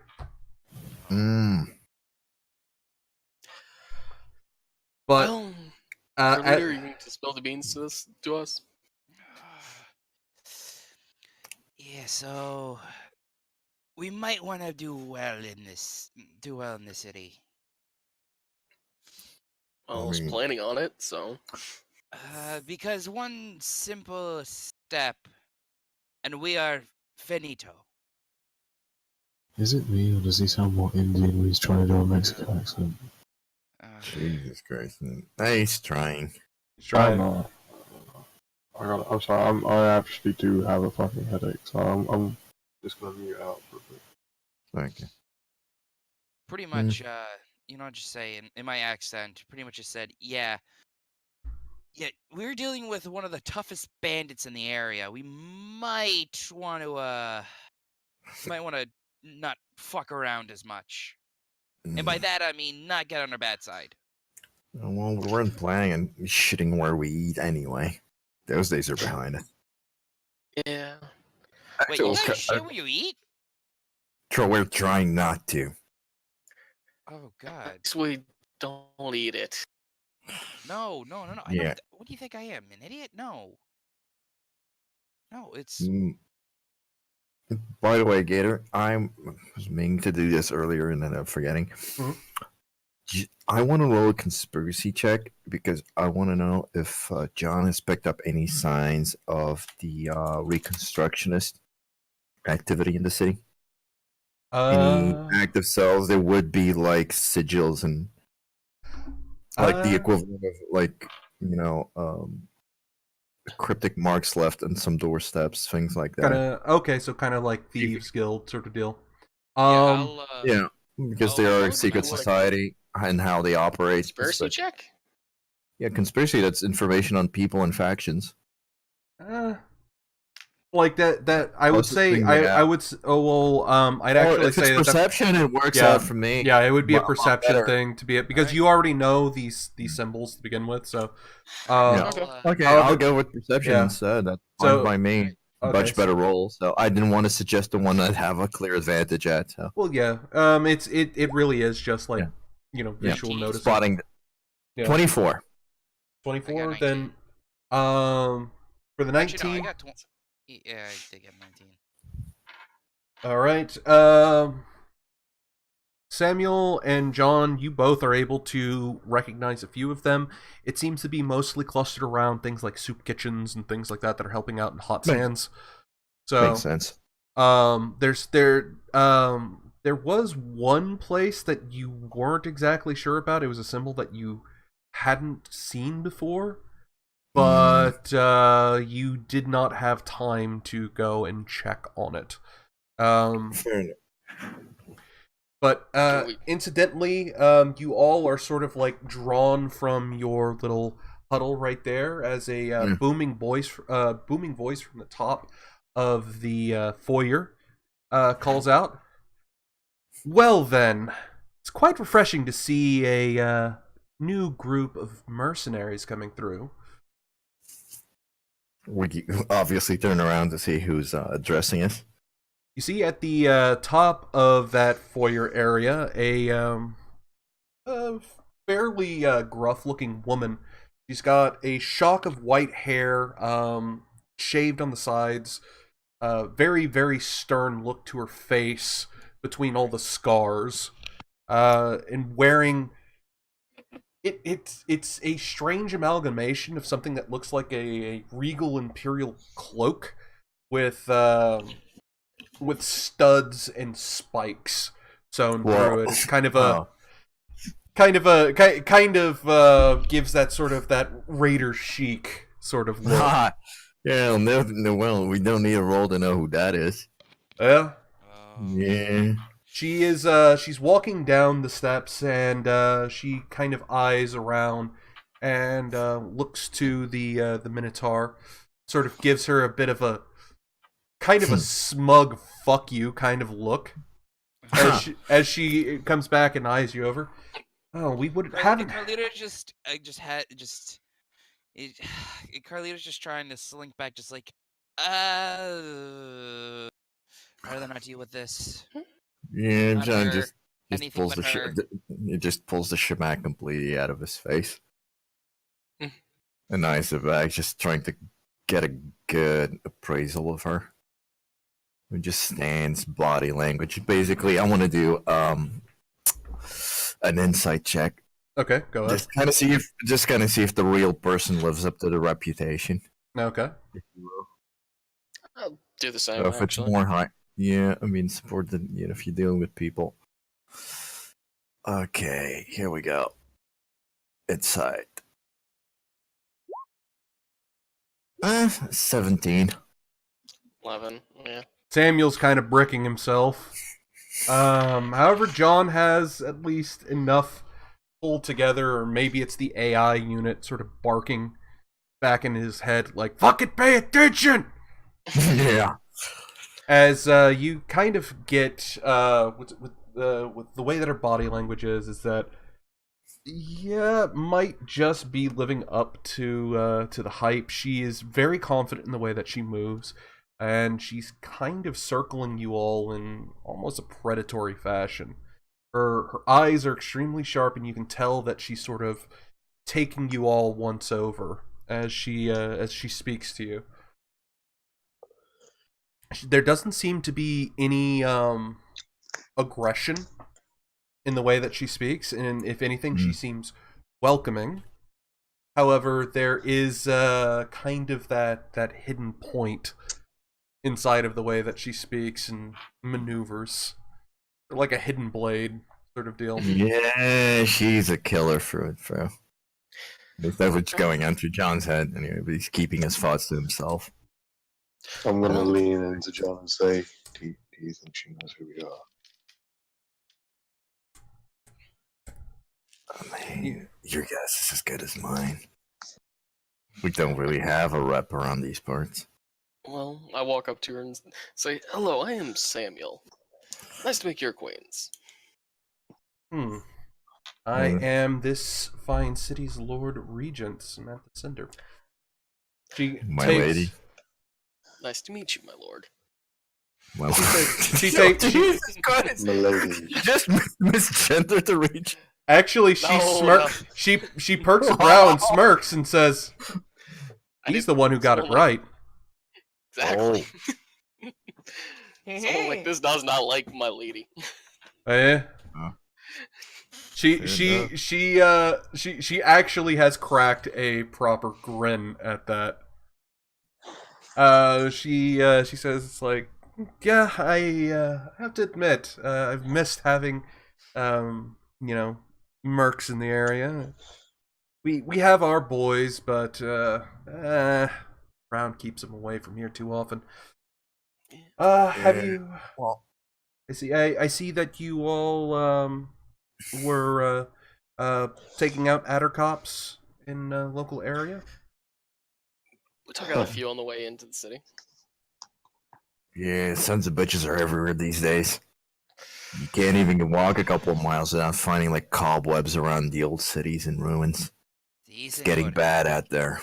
Well, they're breeding in the goddamn derelict city. Exclusion zone to the north. You're not joking. Do you have not like spiders.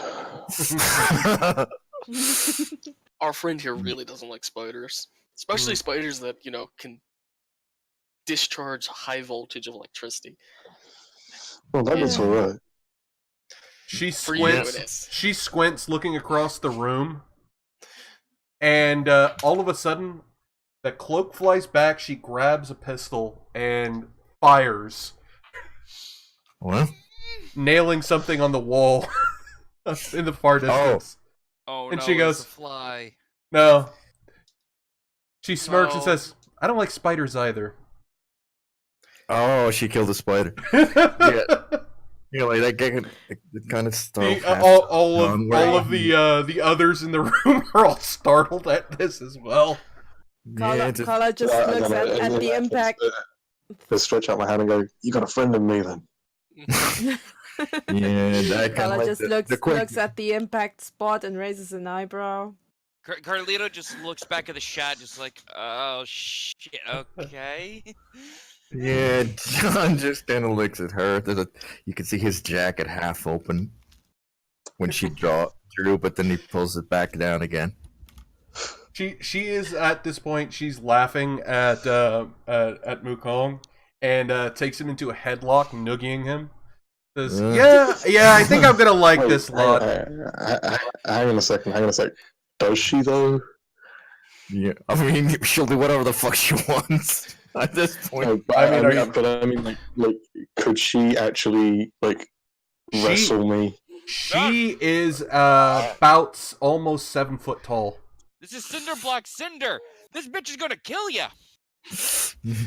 Calm down, Carlito.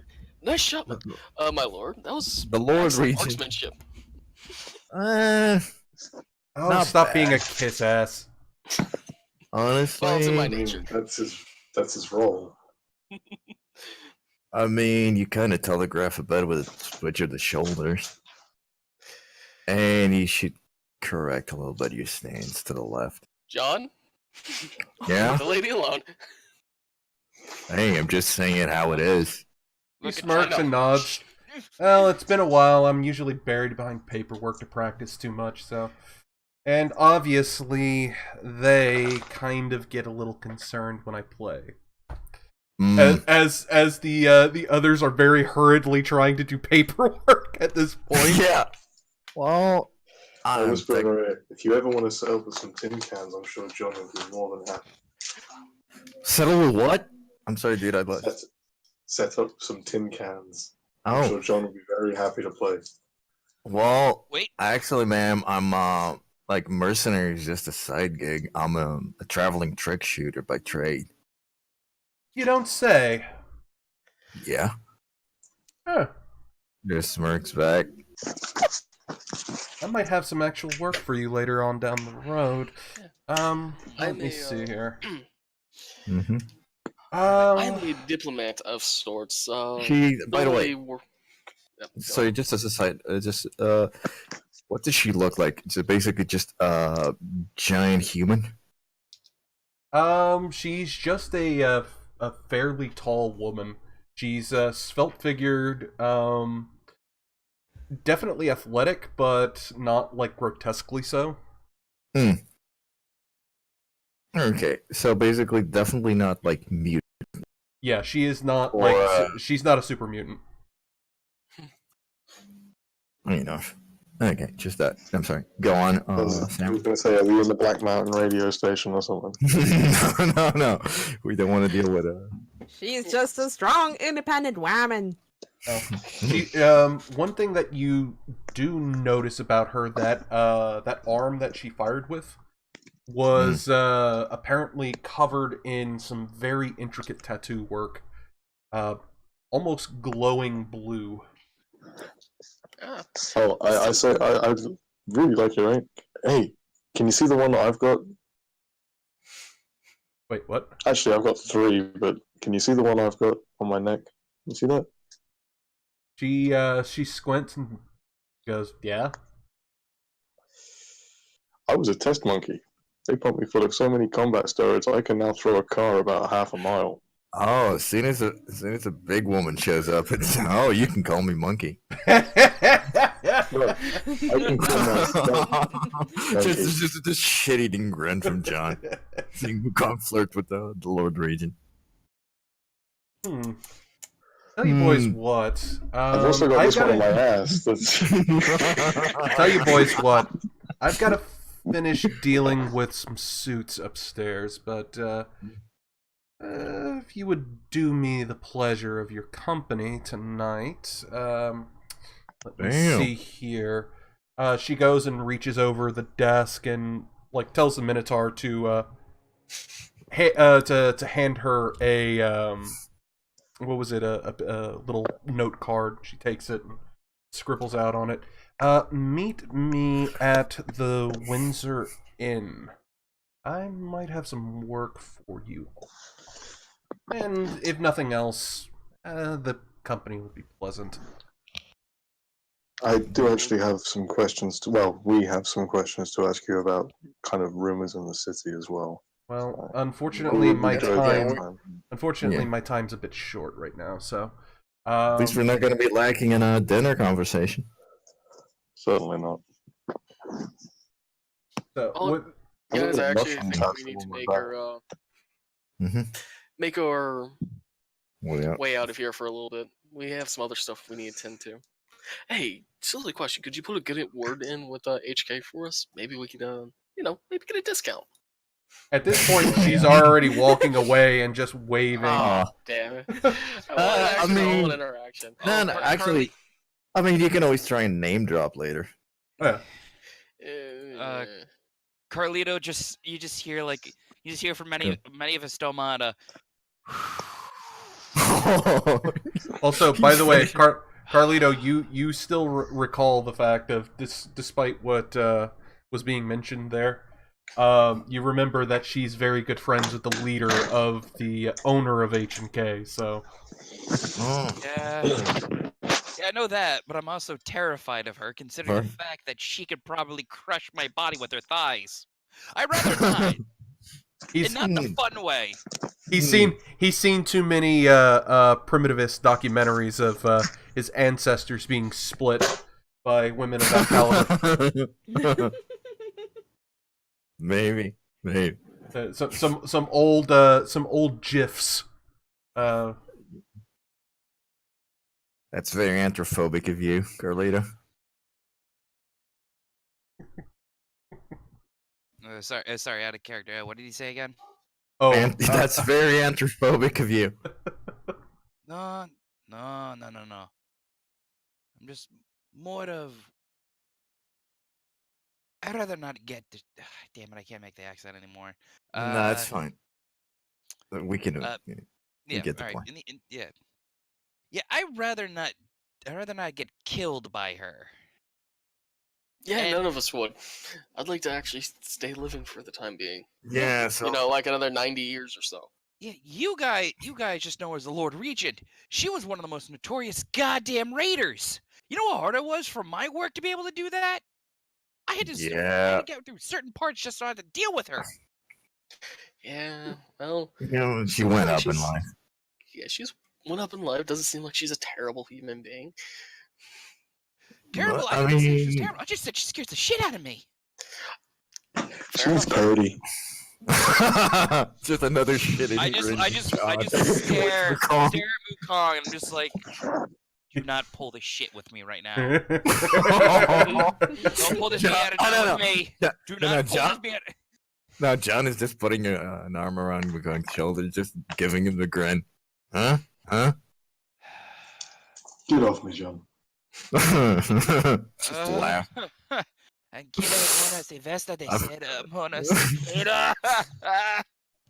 you're just trying to cure for that hangover, huh, buddy? I'm just playing nice. Yeah, I saw you give her an M-word pass. I really did not give her an M-word pass. I called myself. Why don't we just get this show on the road real quick, guys? Yeah, I mean, now we need to make preparations. Okay, is the HK store in the restricted area of town? No, that is down on that is in the Hot Sands district. Also, that piece of paper that she gave you guys, that little note card, it is a all access pass. It is written to Lord. What's it by order of Lord Regent? The bearers of this note have access to the upper districts, and it is signed. Yeah, it is signed. It is signed by her, and then there is also a semi-glowing mark next to where she signed. So, can I do a perception check on that? Maybe it's a sort of signature of hers. Some kind of stamp. I mean, you can give it perception side effect. Yeah, like a side effect of a possible power or something. Some individuals are, partial to that kind of thing. I'll assist you on that one. Yeah, we'll do. Let me think. Perception. This is just a theory. I might be completely wrong. I'm trying to 14. Never mind. Trying to think real quick. Yeah, that's a 27.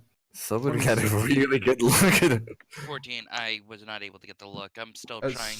As far as you can tell, this mark is not even a part of the paper.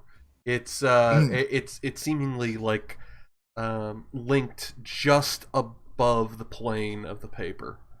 And you can't smudge it, you can't do anything with it, and it feels like some sort of holographic construct, if I had to guess. Cool. But it's beyond me. I mean, I'm pretty sure it's not connected to the surface of the paper. It's like some sort of energy signature. Damn. Why don't you hand it to Carla and have Carla do a science check while we're moving? Yeah. I was about to say, I guess a science check would be. I pass her the card. Let me take a look. 23. Science check? see here. I'll say in this case, you can tell that this is nothing earthly. This is not like you get a null signature on when you try to scan it. Oh wait, is this light based and not earthly? Sorry, going. This looks pretty alien to me. Wait, light based and alien? Would this be connected to a starry tech? From what you can tell, it could be, could not be. You have no idea, but at the same time, let's see here. Give me a tell you what, John, give me a conspiracy check. Nobody can help on this one, but John, give me a conspiracy check for this. For this. Yeah. 24. Okay, for 24, you kind of get your AI implant is sort of like activating right now, and it's going through a bunch of different logs and things that you've seen in the past, and something about those markings on her arm were familiar, and it sort of rolls back to that isn't tech. That isn't tech at all. It's not biological. It is, you've only seen it once before, and that was from a wasteland witch. Oh, fuck. Oh. There's a very concerned look from John. Giving the card to Samuel. Yeah, we might be dealing with a high level, with some psionics here. That would be my best guess. I'd rather not. Yeah. Yeah, I'm with Carlito right now. That woman is not to be fucking crossed. I don't want to fuck with her to begin with, and I'd rather not Mukong be fucking her as well. So let's go. I mean, unless she's into it, in which case, keep her happy. Yeah, we'll just keep moving along. Oh, Hey, yeah. look, I'm looking forward to retirement. Yeah, well, time's gonna kill us all. Some of us a couple of times over. Oh, also, yeah. Carla? How can I got this from the clicky and I kind of forgot about it. I handed her the oh yeah, the vial with the black liquid inside of it. The quote unquote candy. Yeah, the quote unquote candy the clicky gave me. Could you run a science check on this? Let me adjust my perceptors a bit. Maybe I can figure out what this is. 25. You are able to tell that it has the exact same chemical signatures as the sludge that you found within the tunnels with the oh my god, is it the it's the McChungus sauce. Oh no. Oh gee, super lubricant. Oh. This stuff looks a bit like Zero Super Loop. We had the little squeaky toy bouncing around with. Well, we know it. Well, McCong, seems like you're all set up for a date then.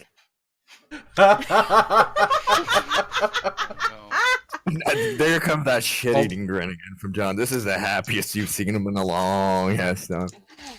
Almost on cue, the movement that Mukong makes as you guys are talking causes a one of the dinky T-Rexes in his pocket to squeak. Also, where's Mute at? Mute is with us, correct? Yeah. He's staring very intently at Mukong's pocket. That's a dinky. Damn. We lost Mukong. Okay. Hello? Welcome back. Yeah, we can hear you now. Yeah. What are you talking to? Yeah, I was talking the entire time. Aw, fuck. Could you say it again then? Yeah, Mukong doesn't need lube. Mukong does the job right. Damn! John just shakes his head. Yeah, I see that. Gives him the thumbs up. Mute, Mute, boy. Mute. Hey, come here. I pull the dinky dino toy out of my pocket, and I squeak it, and I squeak it, and I squeak it, and I pretend to throw it out the door, and then I put it back. Oh, no! Oh God damn it. Mute goes bonkers chasing down the steps, looking around and sniffing.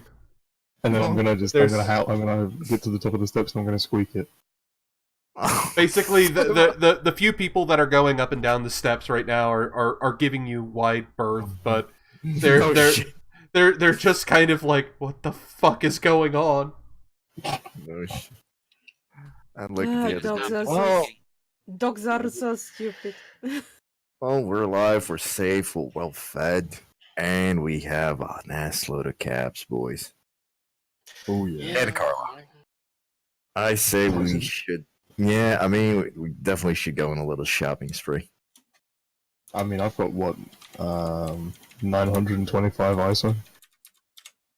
Oh, you're already adding up your part of this, yeah? Yeah, I put my share in there. My cut, yeah.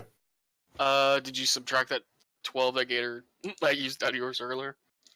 Oh, no, I hadn't. Sorry. Yeah. Alright. I have 600. 913. By the way, how many did we... 480 apiece. Here.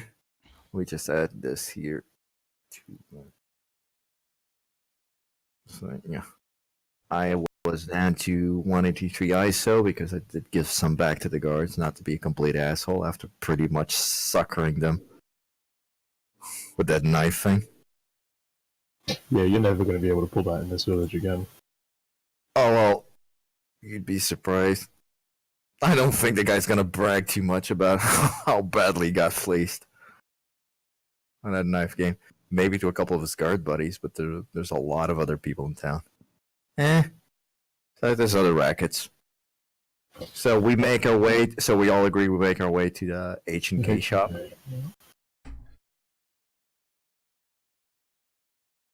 Yep. I guess so. Gator. All right. So H&K is fair distance away, but you're able to make it through town without too much incidents. Let me see here. Trying to find my. There we go. Sorry, I'm juggling between was it multiple Google Docs and my usual notebook because I kind of went overkill on the city. Dude, no problem. We'll make sure we get to use everything you. Oh no! Don't feel obligated for any of that. Just. I wanted to make sure myself. I'm having a blast on the city myself. So. Yeah, city's been fun so far. All right, as long as we don't get ambushed by cops inside of the alleyways, I'll be happy. Yeah. Oh, well, I mean, we could do it another bounty to collect.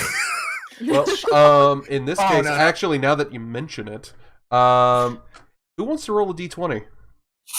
I will. Fine, just do it. Oh god. Roll a 10. Yeah. You have a bit of a close call along the way to H&K. Unfortunately, or rather fortunately, you were able to duck out of it, going down one of the alleyways off of the main path, now in Hot Sands. You managed to glimpse a couple of unsavory characters? Yeah, unsavory like youths. They kind of looked a little more punky and trashy, almost Raider-esque, but not in the same way that the guards and whatnot have. And wants to fight. Let's not fight. Well, like they were following you and giving you the mean mug and all. Yeah. But as it goes, Mute sort of helped, spook them off at this point. So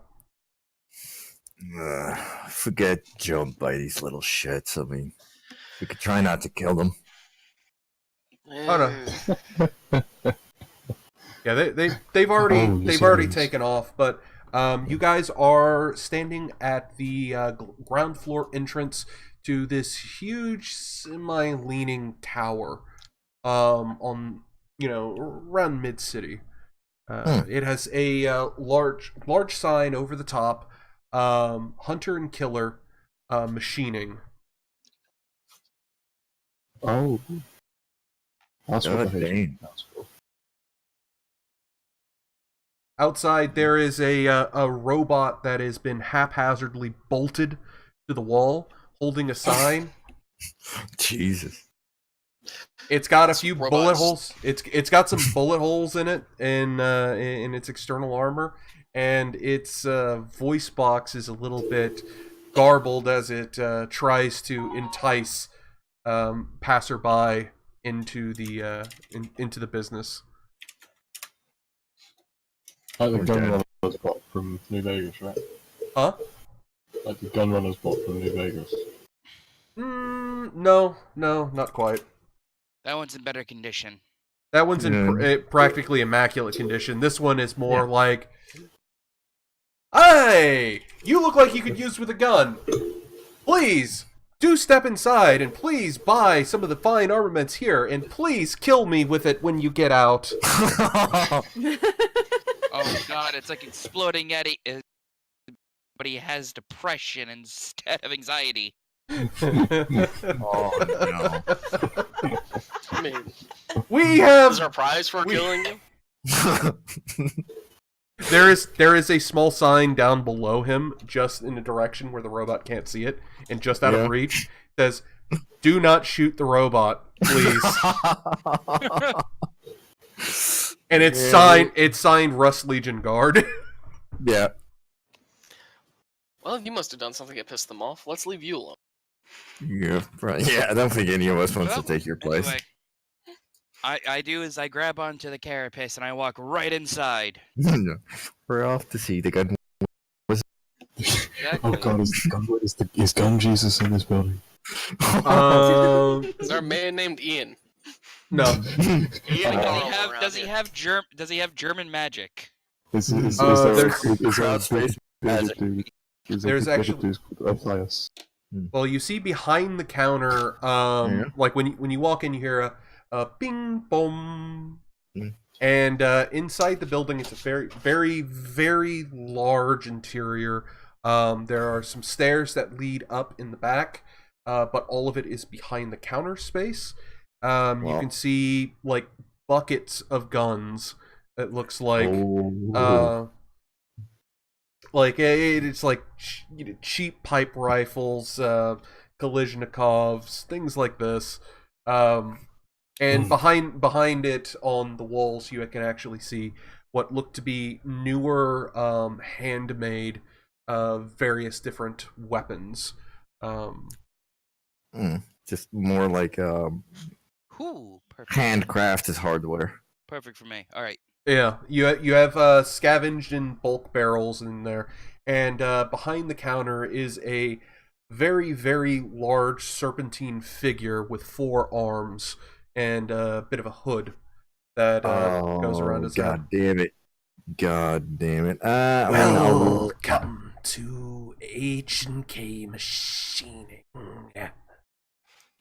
I know what this is, but I'll roll conspiracy if I have to. It would be nature in this because case. Nature, yeah. I'll roll it. Just to confirm, because I don't want to go metagamey here. Ooh, that's pretty good. 19 on my end. 19. Anyone else is going to? I'm going to because I want to be able to do a comment. No, give me a second on that one. Let's see. 15. 26. 15. Yeah, it's a sleeve, isn't it?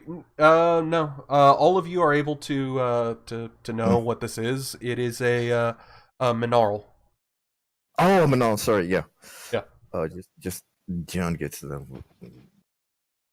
that frozen face he usually gets. He just looks at. I don't trust these snake sons of bitches for the life of me. Watch our money and watch us.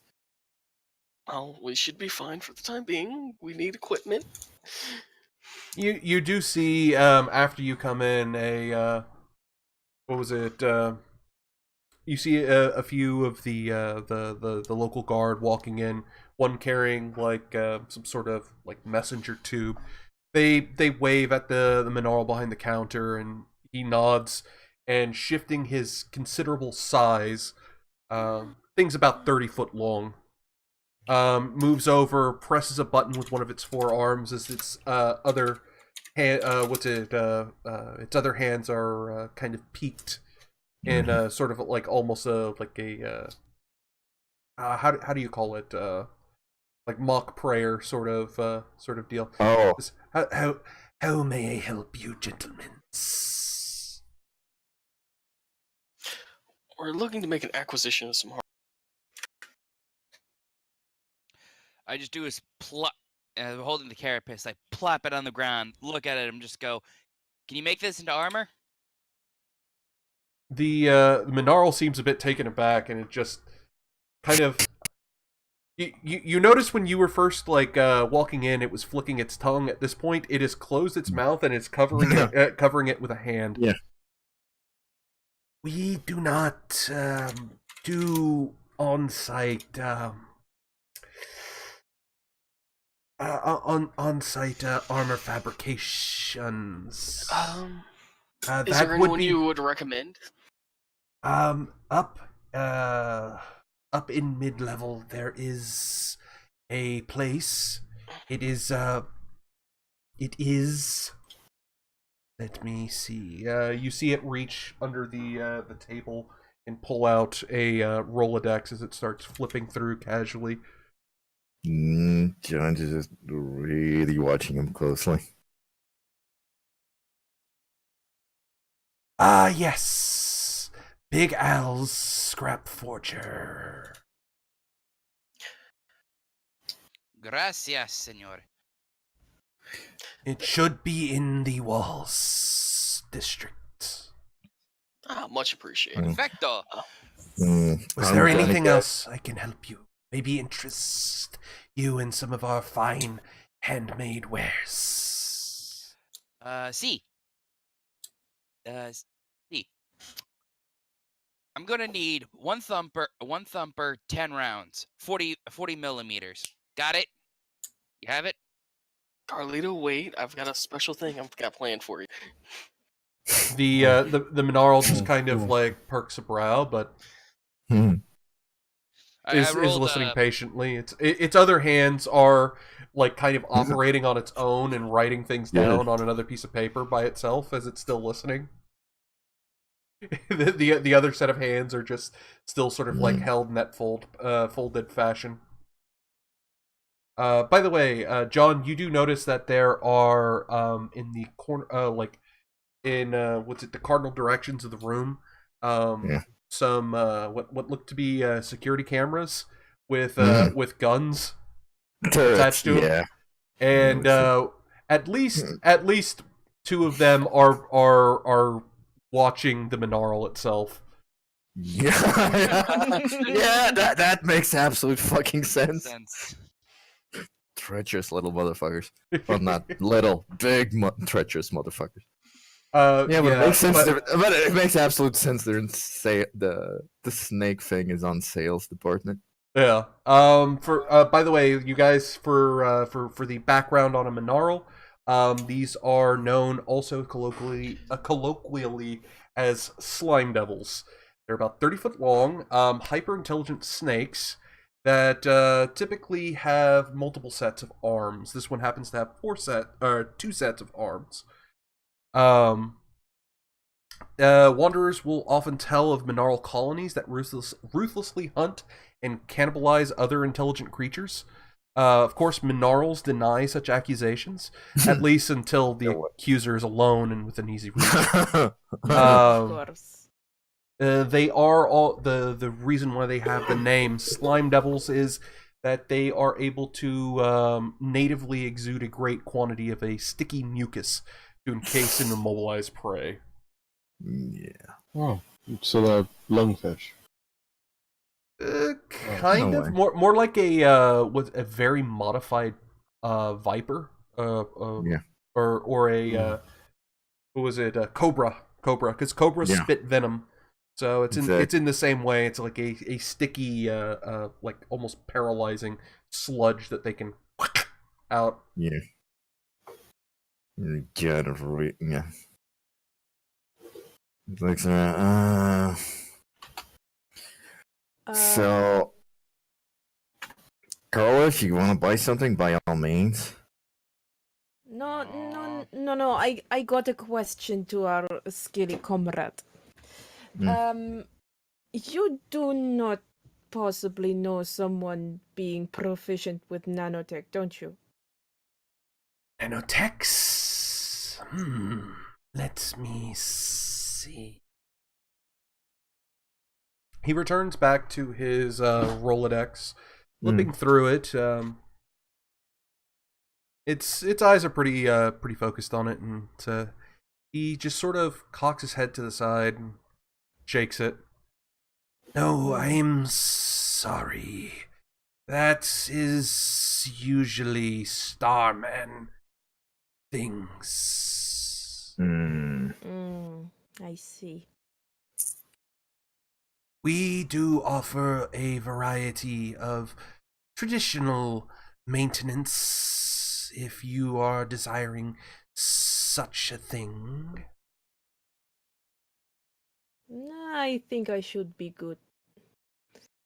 Fair enough. You got conventional body armor on the premises? We have some, but it is reserved for our Rust Legion men. Yeah, fair enough. Big Owls should have anything that you desire for armor or various metal crafting. Okay, sorry about that. Also, can I ask for a special order? Perhaps if you have the coin? I mean, I have ISO, not coin, but sure. Well, remember, remember, ISO is in coin form. I know. So that's not a Khajiit. Yeah. Also, give me y'all give me just a moment. I will be right back. I just need to pause it for just a second. Right. You guys didn't change the chat. I have to go to the bathroom. Dude, let's just say let's interact with the chat a little bit. Let's just check. Lucky love. Damn.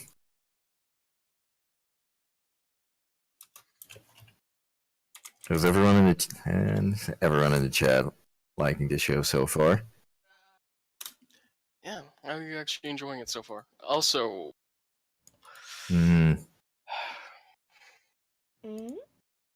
Well, dude, I mean, John's shopping list is gotta be relatively short now that we kind of know what they have and don't have.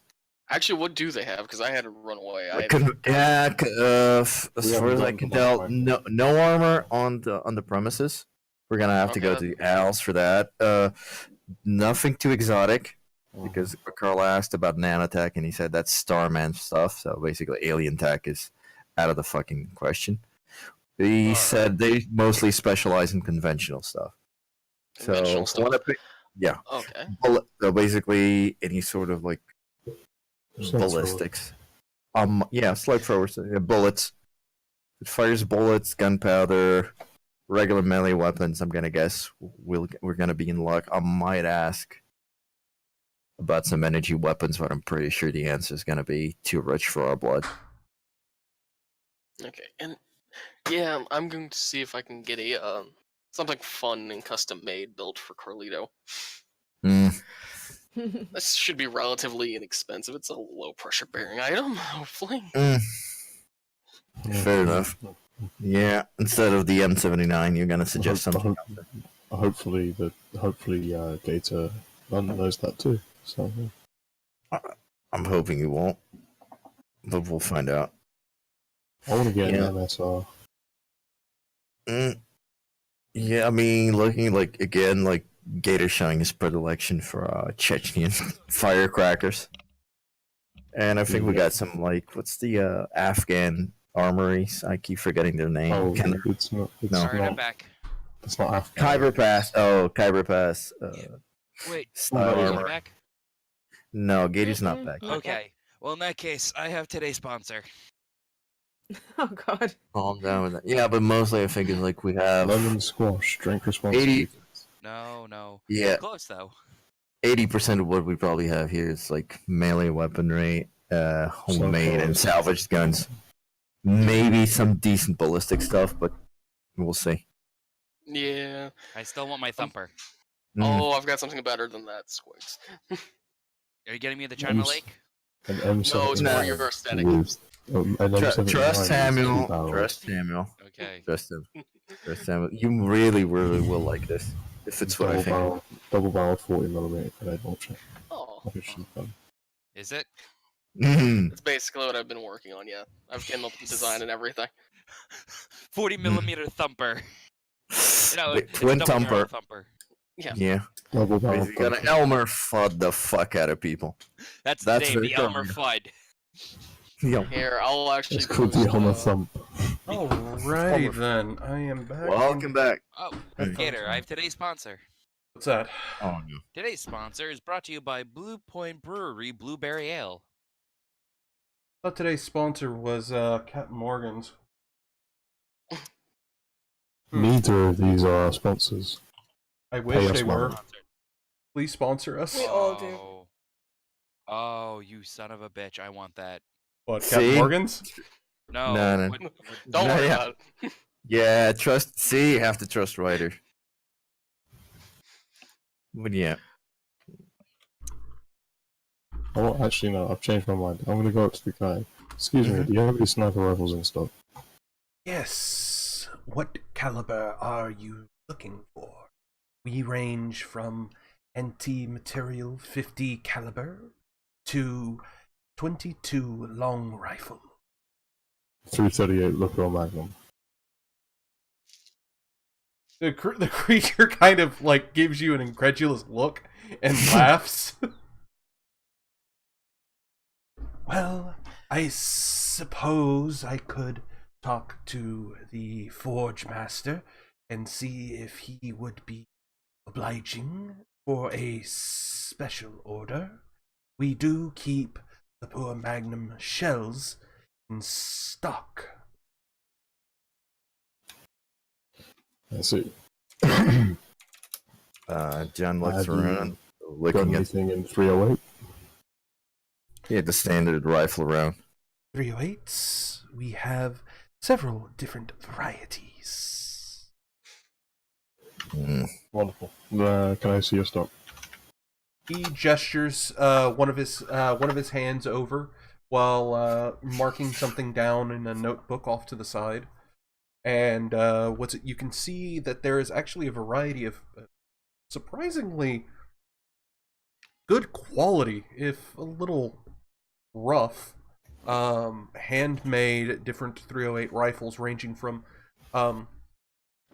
bolt action to semi-automatic to apparently there was one titled the Brazilian. That seemed to be a sawed down one that was you could see a fire select on it, which should tell you plenty. Oh god.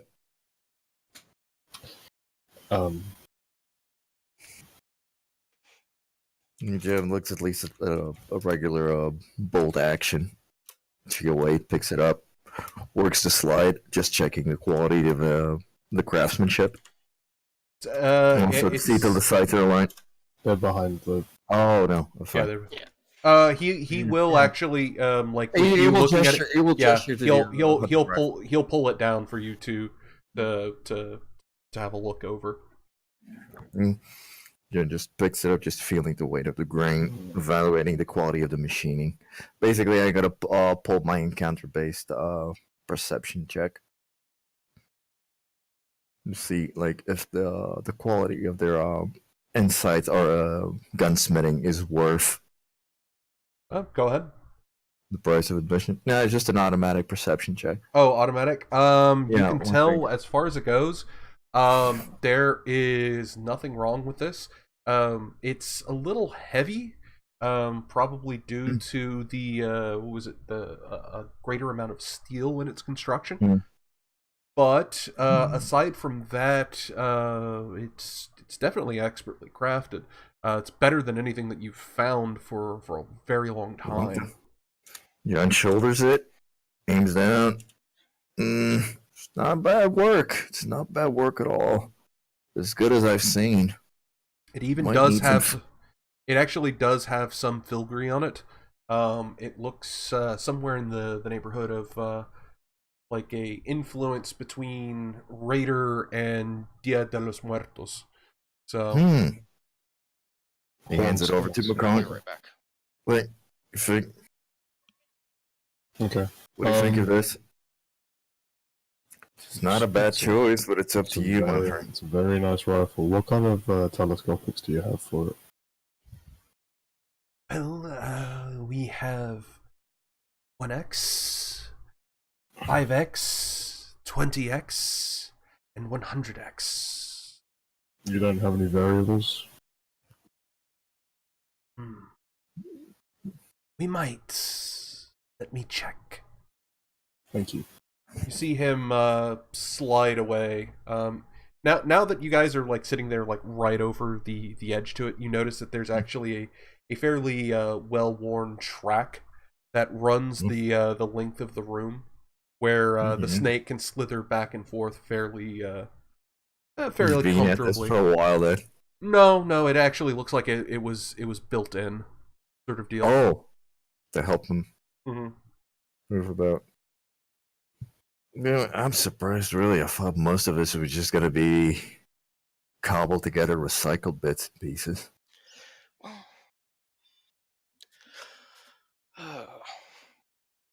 Funny enough, there are cobbled together bits and pieces. Those are the ones in the barrels. And not only that, you do notice that some of the ones along the walls happen to have a very pipe pistol aesthetic. But you sort of have to like scratch your head and wonder, considering the quality of the piece that you're currently holding versus who the fuck would buy the trash stuff? Yeah. Well, not quite just that, but why is it behind the cabinet? Yeah, why is it behind the cabinet? If it looks like it's piece of shit. My good sir, could I get a look at one of those boxes? No, he's currently away. Okay, sorry. As I said, I dropped into text earlier. I'm going to be running back and forth here in a moment. Someone in my house has got really bad food poisoning right now. Ooh, fair enough. Yeah. That's going around. Everyone got fucking food poisoning. I don't know. Like I had it last week, and then good lord. No one's taking care of themselves. What the hell? Well, it's not a question of taking care of themselves. I got food poisoning due to like I from bad takeout. Yeah, shit is not taking care of yourself. Well, revenge. Oh no. My dad ended up going to a restaurant today, and it's not settling well with him at all. It's bad. Quick question: what type of restaurant was it? It was a seafood restaurant off the coast. Oh, it's good seafood normally. Been there multiple times. Sorry, I was hoping Spanish cuisine, so that way I could just yell out "Revenge!" No, damn it! Hey, you couldn't even yell that at me for when I got sick because I got it from pizza. Italian revenge. Also, let's Mussolini's revenge. Oh. God damn. Sorry. I saw it. I had to take it. Okay, so what were we? I was gonna say once he gets back, I've got a few questions I'd like to ask him. I've been letting everyone else go first because I'm about to go on a little bit of a tangent.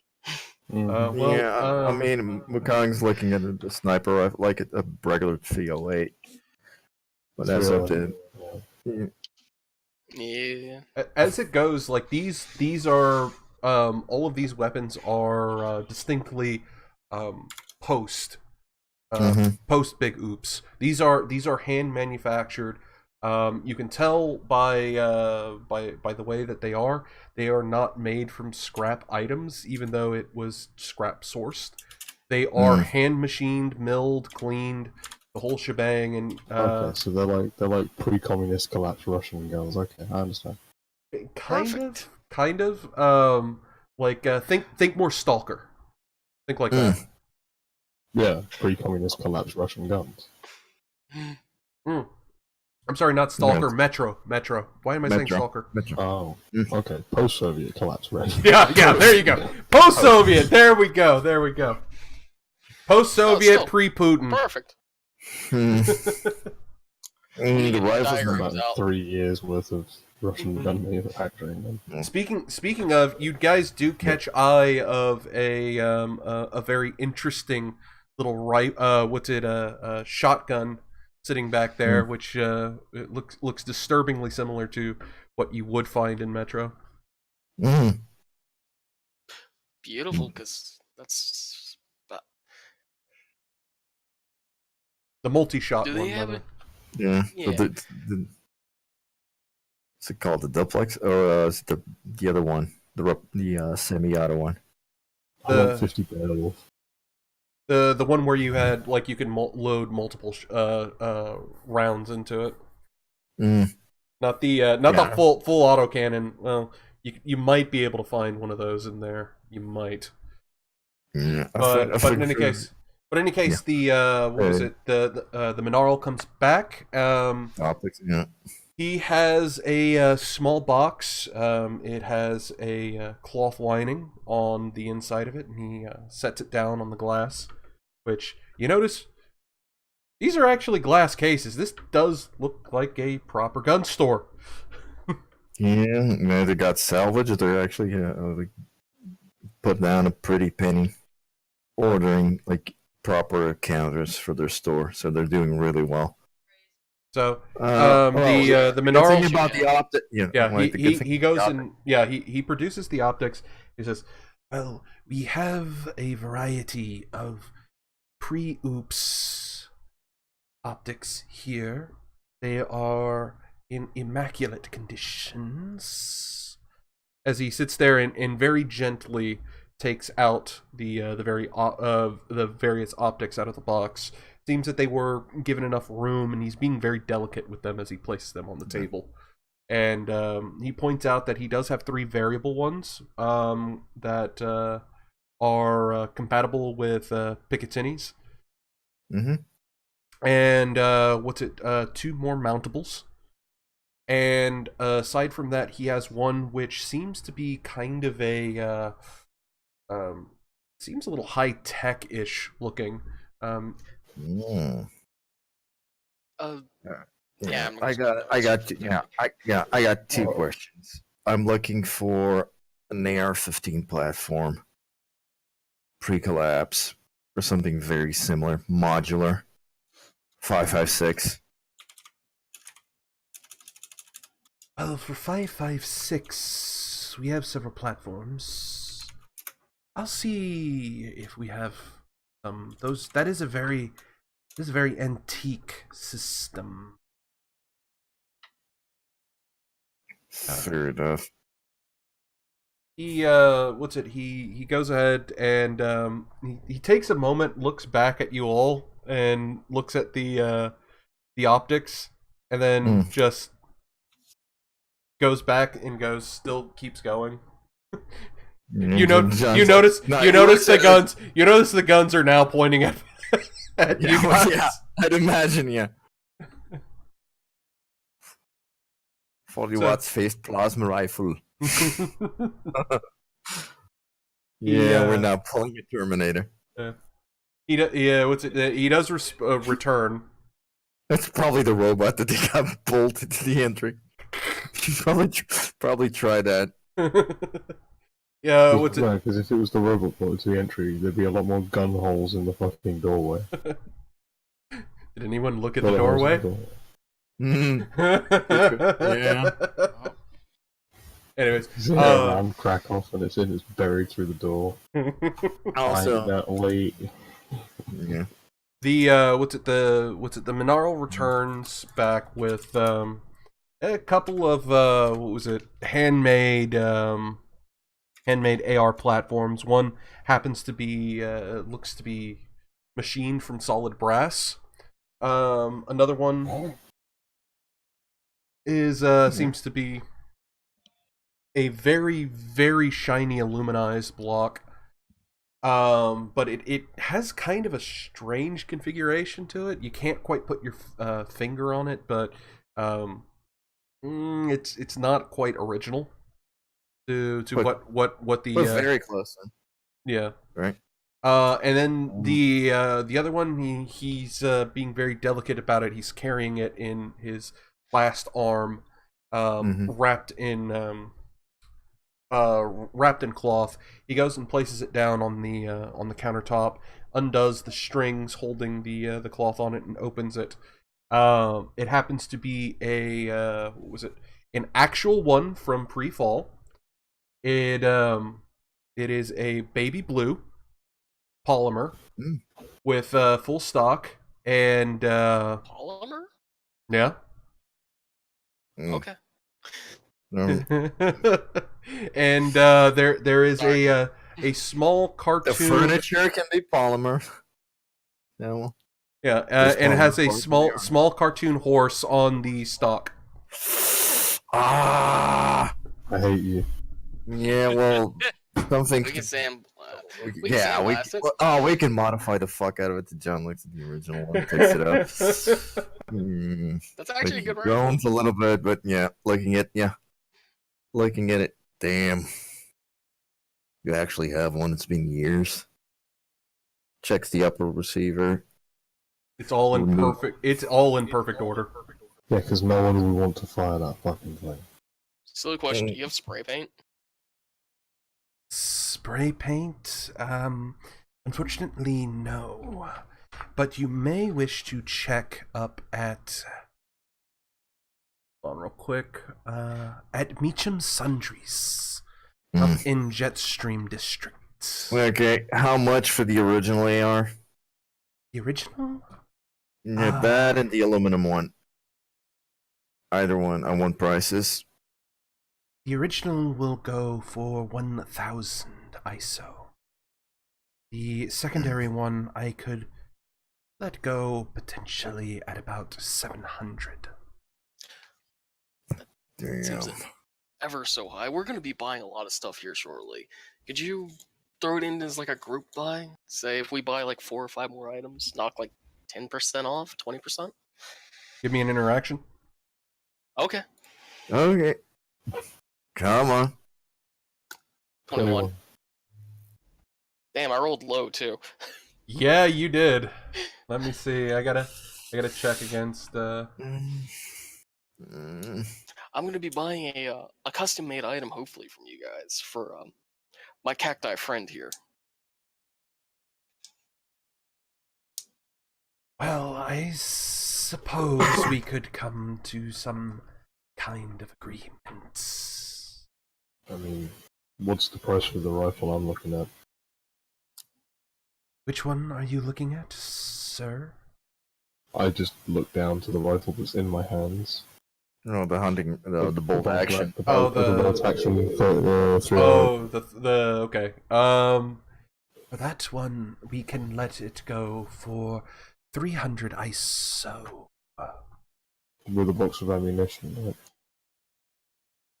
Sell you ammunition for... Let's see. You see him pull up a rather ancient and ragged-looking calculator as he pecks away at it. Let me see here. Speaking of, I'm going to pull up my own ancient and ragged calculator. So, how many rounds are typically in a box for 308s? 20. 20 rounds? Yeah, it's 20 to 50. Didn't even get his fucking question out completely, and you'd answered it already. Yeah, well, that's the benefit of having a gunsmith who actually plays in your game, right? So the Monaro informs you that he can sell you a carton of ammunition hand loaded for 20 ISO, and it is probably better quality than you'll get out in the wastes. So it's a 20 round, so about an ISO per shot. Yeah. It's not bad. And for the scope, and I go for the, I guess, 5x20. He'll sell you that for about 75 ISO. So that was 300. Yeah, that was 320, 375. So that's 395 total. Does it come with a sling? Yeah, it comes with a sling. And a case. The case will cost you an extra 5 ISO, but as it goes, it might as well. It's going to cost me 400 for the lot then. Right. You guys happy with that? It's a heavy sniper rifle. Wow. Give or take. I mean, it does count as a heavy two-handed gun. Okay. Is this counting in the discount that we've gotten so far? I'm just actually curious. That discount was going to be applied for the total order, so you guys have not gotten that yet. Got it. So 400 so far. Got it. I'll keep a running tab. I'm actually doing that right now. Okay. Yeah, Jen is gonna have to nostalgia side put aside the original AR and go with the aluminum replica. Looking at it, just 700 basic. God damn it! Brass one, because brass ARs are actually technically a thing. So yeah. The what's it? Did you ask what the price for the brass AR was? Yeah, that's what I'm asking right now. What's the price for the brass? The brass one, he'll sell it to you for 500 because it's made out of recovered brass. I've actually seen brass ARs made of for 308 variants, so 5.56 should be fine. Structurally speaking, yeah. I'd expect this not to blow up. Yeah. Okay, John actually looks at the same. That should be okay. I actually just decides to disassemble the brass AR to the single piece on top of the counter in about 1.5 seconds. And put it back together. Nah, just leave it there for a few moments, just looking at it. Yeah, this is good. Does it have a built-in rail system for accessories? Yes, it does have Picatinny on it. Good old Picatinny. Let me see. Even in post-apocalypse, Picatinny's no Yeah. Well, the good thing is it's modular, it's configurable for our needs. So it's a good long-term investment. Plentiful ammo caliber. Yeah. That's gonna. I mean, and yeah, we can pick up extras for this along the way. What's the brass one's 500, right? 500. Okay, I'll just mark that down. I guess. Okay, we'll add the brass one to the. John reassembles it all back up again. Also, this is roughly what you're looking at for that one. I'll post it in gamma text so you can see. Hey, it's an even carbide configuration. That's cool. Oh yeah, that reminds me. It is heavier than the other one. So yeah, but it's still inside. It's not. It's still like light. I know why. It's still light two-handed for stats. Yeah. Okay. It does have a a special for burst fire. So it allows you to what was it? I'll give you area damage. It's a straight line area damage, but I'll have to give you the stats on that, post later. Yeah. John sees the select fire option. You got just a standard semi-auto. Semi-auto? This has select fire. Yeah. Just looking. Yeah, I mean, Fair enough. Also, you got suppressors on the store? Yes, actually. He gestures over to one of the buckets, and it is absolutely full of suppressors. Mm. Oh. Damn. It says on it, what was it?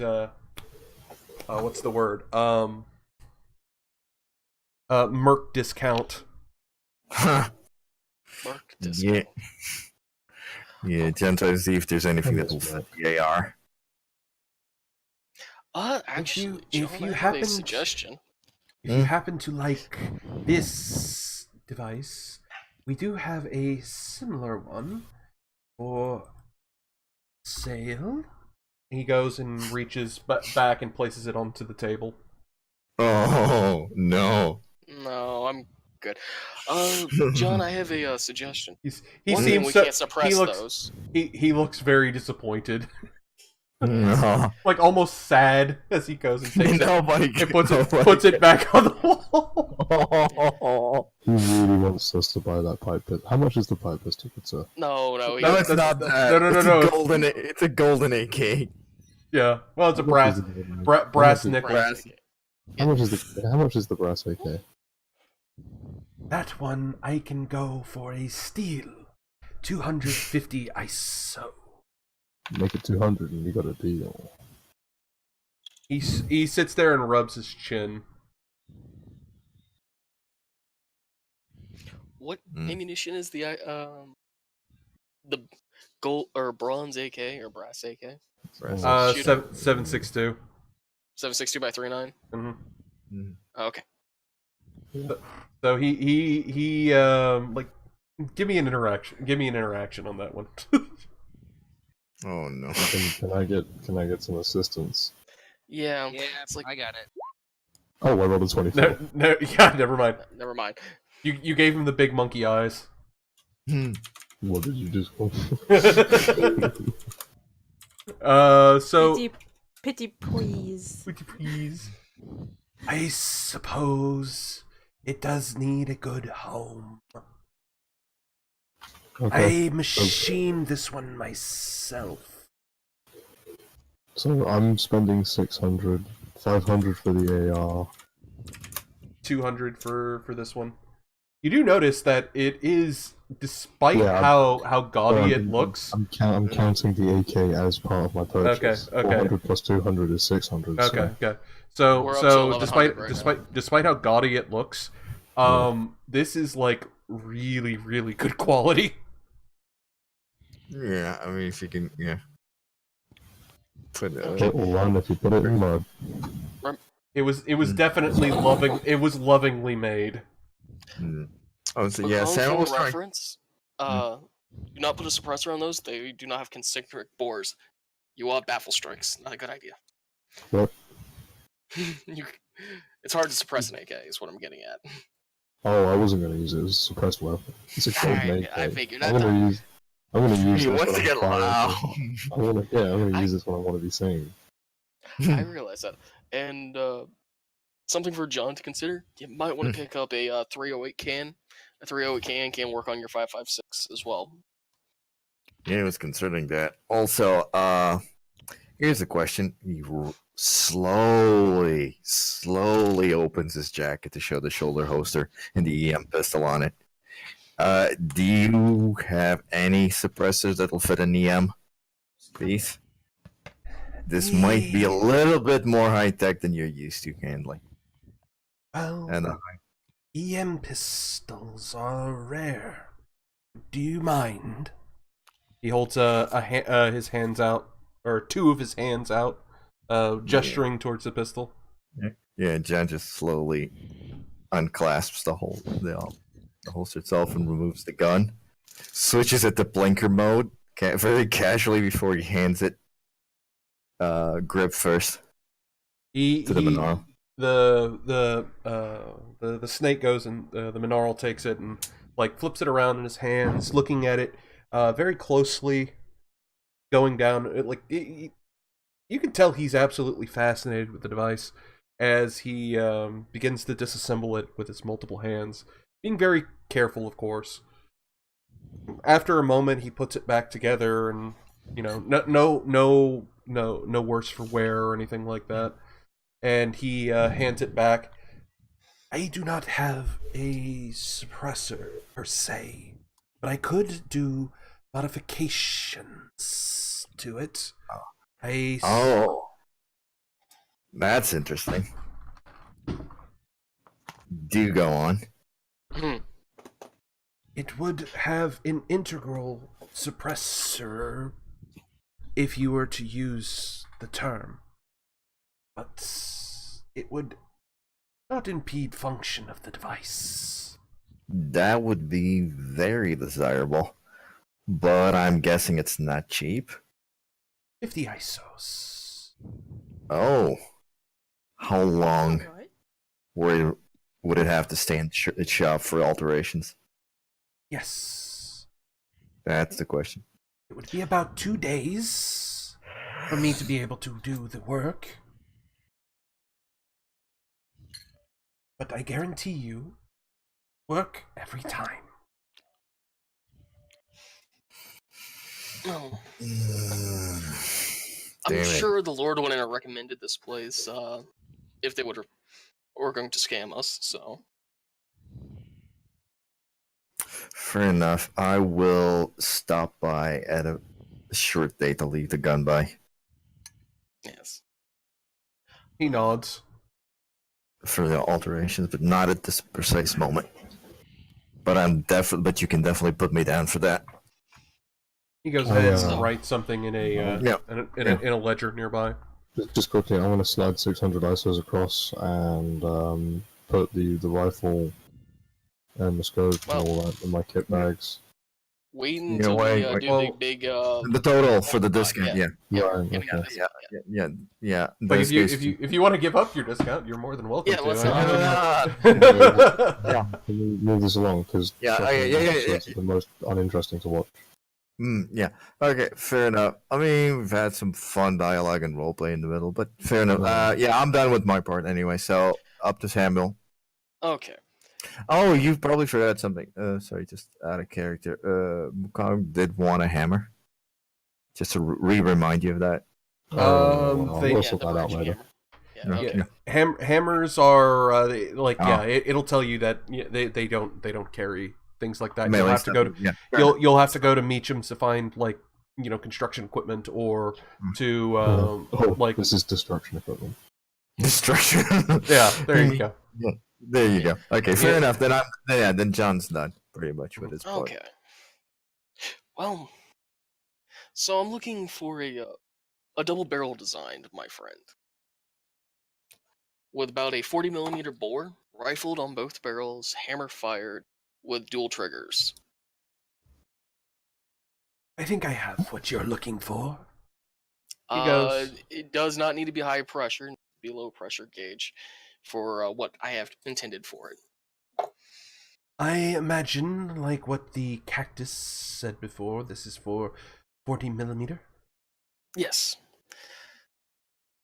He produces a what looks to be some sort of bastardized fusion of a couple of China lakes onto the table.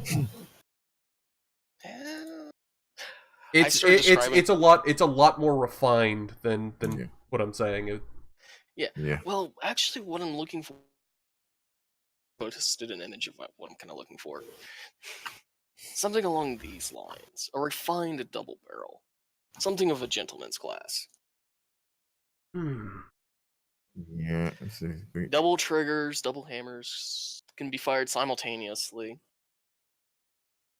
I have something like that, but it's a little different. He manages to rummage about, and he produces one. It's a little roughshod looking, in kind of like the decoration on it. But it is a sawed-off version of what you posted. Shit. Oh. Well, someone had brass balls. Yeah. Not after they fire that fucking thing. So, how much is this thing going to run us? The wrist breaker will run you. He goes and taps on a That's a lung collapse. Oh my god, yeah. It's only 40 millimeters. This thing, 40 millimeters don't have that much recoil to begin with, so. I was thinking about a sawn-off version of that stopping rifle. Oh no, this is not a stopping rifle. I just want as a 40 grenade launcher, basically. Oh, he he adds it up and says, well, it's mostly the design you're paying for, so about 250. Carlito, Got it. do you want it? Oh yeah. There you go. Carlito's a happy cacti now. Okay. I thought he wanted it automatic. No, Yeah. that's not Second one Carlito was- style. Oh no, the second one was a China Lake. Yeah. Mm. I Like figured the this old is more school your stuff, aesthetic anyway. yeah. Yeah. Also, it'd probably be cheaper than, a China Lake. Technically, he can, if he starts getting his own reload stuff, he can just pack the shells with whatever the fuck he wants. Oh, no, I've already... Oh, I've already been God. posting diagrams to make own shells. Oh, Lord. Okay. Hold on. I might soon be regretting this as a GM, but anyways. Yeah. Yeah, I mean, it seems like they have a very good mix here. Yeah. Okay, so, we just need we haven't actually bought ammo for John's rifle. Oh yeah, the Oh, my 5.56 mag. Yeah. The AK or Yeah, the grenade. mags. So we're at 1350 for money. 15. Yeah. So we need to grab ammo. So, I bought a box of 20 for my rifle, so Yeah. I just need 7.62 by 39. Yeah. So we might as well ask like 30 round mags, which we'll be buying at least.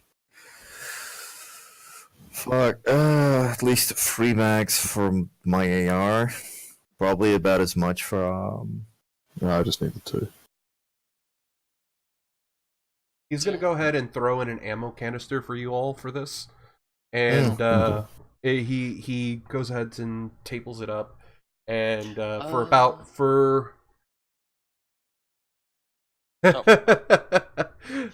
of our viewers, I haven't actually bought. one of our viewers commented, "It ain't good till the DM says what the fuck." That's true. Oh man. Okay, so They invited me. They should have expected this. Yeah, basically. So as it goes, however, he provides it for you guys. The other rounds, basically the 30 rounds for those. He'll round sell. mags. Yeah, the round mags. He'll sell the mags for about 15 apiece for those. Loaded. Yeah. Yeah, loaded. So, Yeah. 15 apiece. For the AR For the AR. 75 Yeah, ISO. and for the AK it's For the AK, it's similar priced. For because it's still the same. What is it?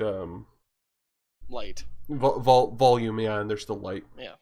Okay, so. Oh, the AK has the rugged feet. That's the nice thing about it. Yeah. I'm gonna guess also rifle sling for the AR. It's actually a very right? they are very handsome hand woven slings. Pretty. Okay. You don't want that kind of thing falling around. Yeah, it has the the standard for the Rust Legion on it.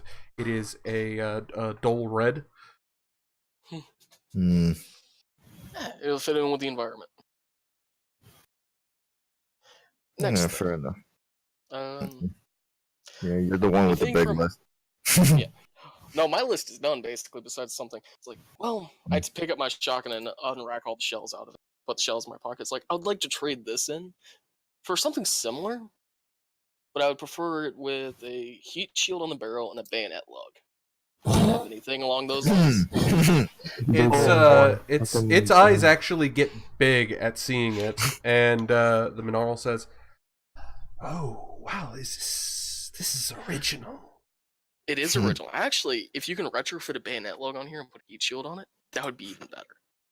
It's a Remington. It was a Mossberg 500. Yeah, it was a Mossberg 500. Yeah. You were asking for a fucking Would you be Browning interested? trench gun, right? Would you be interested in trading it? For what? Mechanically the same, but this is a fine specimen. I know a collector that would pay a pretty penny for it. What kind of price are we talking? Because I understand you have to make money, but I have actually come to quite like this gun. This is 1200 ISO. That. Okay. We'll walk out of here with everything that we've already got. You know what? Make it everything we've picked up on the house. And I want to have a shotgun of similar type, maybe even a semi-auto. And I would like 25 slugs with 20 empty husks, no ammunition inside of them, preloaded with powder. Yeah. So the you're gonna have to roll your interaction on this one. Okay. Come on, dude. Go on. 17. 17. Let me see what he gets. Yeah, I mean, he rolled a 2. Oh, sorry. Yeah, you barely managed to make it with that. Oh God. He agrees, however, on the condition that that you guys do have to purchase at least one other thing. Okay. On top of soda on the way out. No, actually, do you have a any kind of heavy handgun? Great question. Depends what you're I'd looking like for. something along. Smith and Wesson 500. No, not. Do you I'm feel thinking like something a little more historical, maybe. Oh, Something boy. along the lines of like an old school Colt, preferably a Oh god. a Colt Walker, if you have one, with a conversion, of course, not the black powder. We have not seen something like that ever. Not familiar. Damn. That. Do you have a Smith and Wesson 500? He sort of strokes his chin and goes to check some things. That snake has a chin? Vote. Yeah, kind of does. I mean, the tip of its lower jaw would count. Yeah. True. Technically speaking, elephants and human beings are the only animals with chins. Ha. Well, in this case, this isn't exactly a normal animal. Yeah. No, I was saying now. Yeah. So, just give me a selection of all your heavy revolvers that you have in stock. So it he shows you a bunch of them. A lot of them are kind of strangely made. There's a few automatics, a few strange type Automatic revolvers. No, put that over there. I don't want Yeah. those. No. I said a few automatics and some revolvers. Oh, okay. Yeah. He's going for the heavy pistols in general. There's one of these, which is a yeah, that one is apparently a very well, it seems to be 73. That's a 73, isn't it? What? Yes, that's a 73. You're correct. Oh yeah, that's a single. I thought you said is that Sims 3? I was like, wait, No. what? For those, for those of you at home, I am posting up images of for them a very, very richly engraved golden revolver with ivory. Single action. Yeah, single action army. Yeah, John can't help himself. He has to pick it up. He starts doing some spinning tricks with it. It feels magnificent in your hands. How much is the price of this? That one is 1200 ISO. Jesus Christ. I mean, I could sell it for 1200 if you think it's worth that. Puts it immediate. Puts it right the fuck down. Hold on, that was out of character. That was a joke. Yeah. No. The moment he hears the price, it's immediately already on the counter again. It is a due to the engraving and the very unique aspect of it. It is it is priced at 500 ISO. Do you have anything more utilitarian, something rugged, and this is going to be on the wastes for a while. It's not going. I don't want to ruin such a magnificent piece of art. I do have something. It's a little bit non-typical, but it might be to what you're looking for. Well, something 357, 44 mag would be prefer somewhere around there. He has a 454 Kasul that he pulls out and lays on the table. Oh, okay. 454 Kasul. That works. You're giving me a lot of options. I don't think you realize, but... Aside from that, he also manages to produce... I said it. Hold on. When you're talking guns, it's like you're speaking Chinese.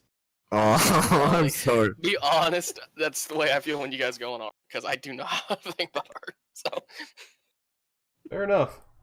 Yeah, we all have different rabbit holes. He produces a very and this does look awfully rugged and certainly handmade, not as pretty as any of the other things that you found, but it seems to be almost a spidery construction of a very, very strong looking crossbow with a scope. Get out, John, the spider cancer's back. Get out, the spider cancer's back. It has a rotating it does have a rotating cylinder on the inside of it that holds shots. Yeah, John is looking at it like, God damn. I do quite like that, but I'm looking for something one-handed. That is one-handed. Oh, okay. Yeah, I mean the angle's probably deceiving us because it does look like a full-sized crossbow. It can be held two-handed, but it actually is a one-handed crossbow. God damn it! I'll nail you to the wall. What kind of ammunition does it fire? Just standard bolts? Yes. Fletchless bolts. I'd take it. What's kind of the range on it?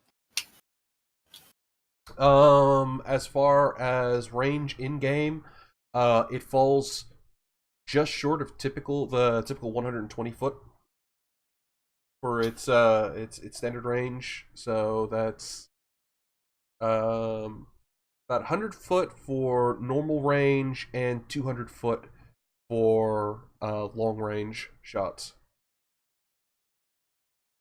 Okay. But it does have the silent property. Sure. You know what? I'll take it. How much is it? This one, 250 ISO. Okay, we already have the discount going, so yeah, I'll take that. 250. Even Carla's eyes light up. Hey, there you go. Hey, look, when we need to dispatch walkers, that's a pretty damn good weapon. Quite is. Can't go wrong with a crossbow. I don't know why we call them walkers. They don't really walk. It's an old world thing. It's hard to explain. It's an old tale about the dead who walked. Yeah, I believe that will cover. Oh, also, the slugs, 25 slugs, 25 buckshot, and I would like 25 empty casings that have powder in them. Okay, so for the empty casings, you are able to you're able to get those for a box of 10 for about 4 ISO. Okay, so a box of 10, I take 2 boxes, so 20, so 8. The others are similarly priced to the standard. Okay, so it was 15 for the 30, so I'll take 60 ISOs worth. So that's I'll take. Yeah, he will sell them by the bullet as well. So. Okay, well. Meanwhile, while you're figuring that, he does also offer Carla a fairly interesting little device. Mm-hmm. This one was scavenged fairly recently, but I think it might suit someone of your persuasion, kitty cat. He places a very elongated-looking pistol on the table. It is a lot newer than the other devices placed. You can tell by the focusing matrix, crystal matrix on the fore of the barrel, that this is not a ballistic weapon. This is energy. Mm-hmm. Damn. I can let this one go for 300 ISO. And it has a battery guaranteed for 400 shots. That's a lot of shots. Kala takes it in her hands, takes a close look, strokes it. She's beautiful. You know what? I take it. Okay. I think that covers everyone. We are at a very high total right now. Oh no! Hey, we're not over budget, but we're up there. Hey. Hold on. Remember, we had the discount. I know. Yeah. But the entire. We nearly blew our entire goddamn. My guns, both of my guns, the magazines, John's gun, all free because of your shotgun. I know. So what are we at? Also, what kind of shotgun did I get? We didn't cover that. Oh, it was basically the what's it, the one similar to what was it, Metro, what we were talking about before, the the revolver shotgun. Yeah. Has heat shroud and everything. It apparently okay. Well, the nice thing about it is it's a little different from what you're seeing right there. It actually does have 3 barrels. So it can load up extra shells from a clip when you're firing it. So it has a what was it? You can choose select fire to do 1 shot, 2 shot, 3 shot in one go. Okay. Can I do breach loads on this by any chance? Yeah. No, you do know what I mean by breach loads. Yeah, quick load, which is where I empty the chamber of one thing and say just throw in a different kind of shell. Yeah. Okay, just making sure. It's kind of hard to normally do. Because it has a it's quote unquote magazine is external, so you just like slap the next shell into the little component piece, and it automatically ejects it when you fire it. So it's actually a rather clever little mechanism. It's butt fuck ugly, but at the same time it's got so much it's got so much play, and it's so kind of like just toughly crafted that it's pretty damn hard to jam. Okay, well, we'll take that, and with my little crossbow Carlos pistol, we're up to a grand total of 550. Oh, dude, that's... I could have paid for that before we got paid. Yeah, I know. Yeah, but fair enough. Hey, I'm not gonna complain keeping money in my pocket. Also, Absolutely not. Okay, I'm basically is there a chance you might have a second laser pistol? I could check. Because doesn't hurt. I mean, if I get a laser pistol now, I can actually leave the EM for repairs and not feel naked.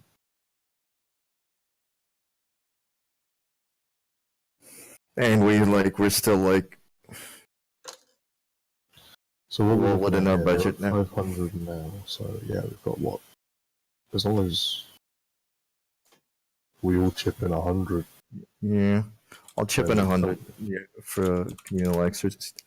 Because I like an energy option for John wouldn't be bad. In case we run into in case I already got you ideas have for mine. Yeah. Yeah, Making you already have. rechargeable. Yeah, you can't. Yeah, literally, Carla can recharge her energy weapons, given her little extra special powers. And she has built-in energy attacks. I got 0. If we fight something that can pretty much laugh at physical attacks, I'll just be sucking my phone. I could recharge yours if we just do some modifications. Yeah, which is basically why I'm looking to get a laser pistol at all, because without it, I'd have nothing to do in that eventuality of us fighting a thing that's immune to physical. He does manage to produce something that is while it wasn't scavenged, it was made. It should serve as something similar. Places it down on the table. It's got 3 barrels, kind of a little bit offset. These guys really like triple barrel guns for some odd reason. No, I think Gator does. Yeah, well, yeah. I'll have a look at it, see what it is. He explains that it's actually a plasma gun. And well, it's got a bit of a almost a solid configuration. Shit! That's a big. No, that's not, John. No, I'm looking for something much smaller and elegant, please. Look at me. I mean, I'm not exactly. Yeah, don't confuse me with my furry friend here. You are aware right now that I've got an AK-47, a bolt-action rifle, a sludge thrower shotgun, and a 1911 on me, right? Yeah, you had a lot of guns. But you can't. Yeah. Not everyone is into the big shit. Yeah. Well, our stat-wise makes us where we have to be. Yeah, John's just looking for something like light, one-handed, energy-based. If he doesn't have it, he doesn't have it. That's cool. It's just an afterthought. He does manage to he's having a lot of trouble trying to find another one, considering that energy weapons are fairly rare. Rare, and he understands that. He does happen to scrounge up something else. He says it's almost like what he's looking for. However, instead of a laser bolt, it seems to fire a steady beam. That intrigues. Circumcise the one. No, don't circumcise them. Sorry. That's a family in joke. Don't worry about that. No. Could be a converted work or surgical laser. It might have been a handheld a handheld mining device. The guy does note that these were initially used at the founding of the city to help carve from the stone walls the buildings. So it's like it does get hot enough to be able to cut rock. So I imagine it is able to do most anything that you're looking for. You just okay. Still, price range around 200. Yeah. We could carve ourselves a home into stone walls. Well, with Carla tinkering on it, you could maybe modulate it into a burst beam. So it just happens to fire like a normal laser gun. Mm-hmm. That's the other thing. You guys need to bear in mind that all of the weapons that you have, you're more than welcome to modify and tinker with and try to do stuff with. It we know. just happens to be a little bit of time and needing some components. Fair enough. Yeah, it's considered the base to work on. Okay. Well. Nah, I'm not. Yeah, I'm not giving up my my impulse anytime soon just to carry this. Never mind. I'm good. It was worth it. Yeah. Suit yourself. Oh, did we pick up any shells for Carlito? I don't think we did. My shells are fine. Wait. No, I mean for the big fucker that you now got. Oh yeah, that's true. Your new double barrel 40 mil. Oh yeah, we need. Yeah, that you'll need. Yeah, let's add those to the list. I thought it was gonna take a couple days for it to build. No, 40 mil's done. Stock. 40 mils, but they already had a version. Carlito's now running around the store with a gigantic 40 mil in his hands. Say hello to my little friend. Little friend, yeah. Yeah, I'm gonna need It's what's it? The that 40 mil. The shells for it are 2 2 ISO per. I'll buy 20. All right, I'll buy 40 20. ISO. Okay. Oh. Yeah. We now have 40 millimeter grenades. Yeah. Okay, so. Go. Okay, I'll mark that off of my character sheet. The 20 off of that. So. And the 100. So that's 40 120 from me. Incidentally, he is at this point, because you've bought so much and you already had the trade-in. That discount is kind of cut in half, so you're only getting a 5% discount. So that's cool. So how much is the? So we're currently right now with what the crossbow Feldy's gun and the shells that we just got. We're sitting at 710 with a 5% discount. Let's see. That is. Oh shit! I did that wrong. I'm at 912.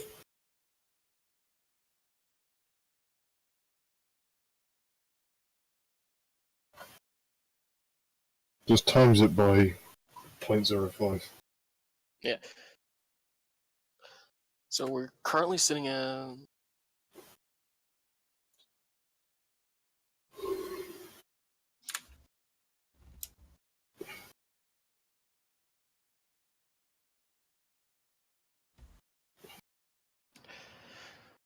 So that knocks 35 ISO. So we're down to. Well, yeah, we're sitting at 65. No, 685. So how much do we have to chip in a piece? 685 divided by 5. Yeah. That is 137 each. Yeah, exactly. I'll remove. Yeah. I'll bid it. 137.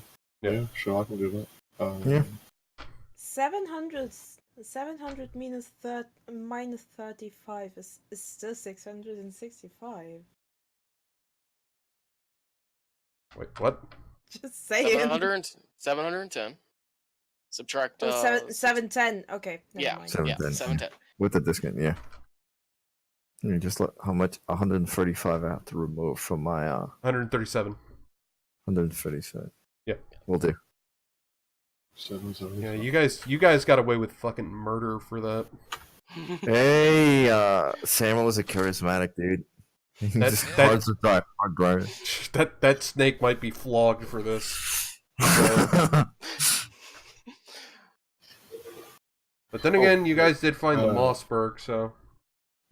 So, Snaky Boy, sorry, I didn't get your name. Do you have any chewing gum? Sorry? Got any what? Have you got any gum? Like chewing gum? Oh boy. Jesus. Come? I'll go up to the sundries store. Yeah.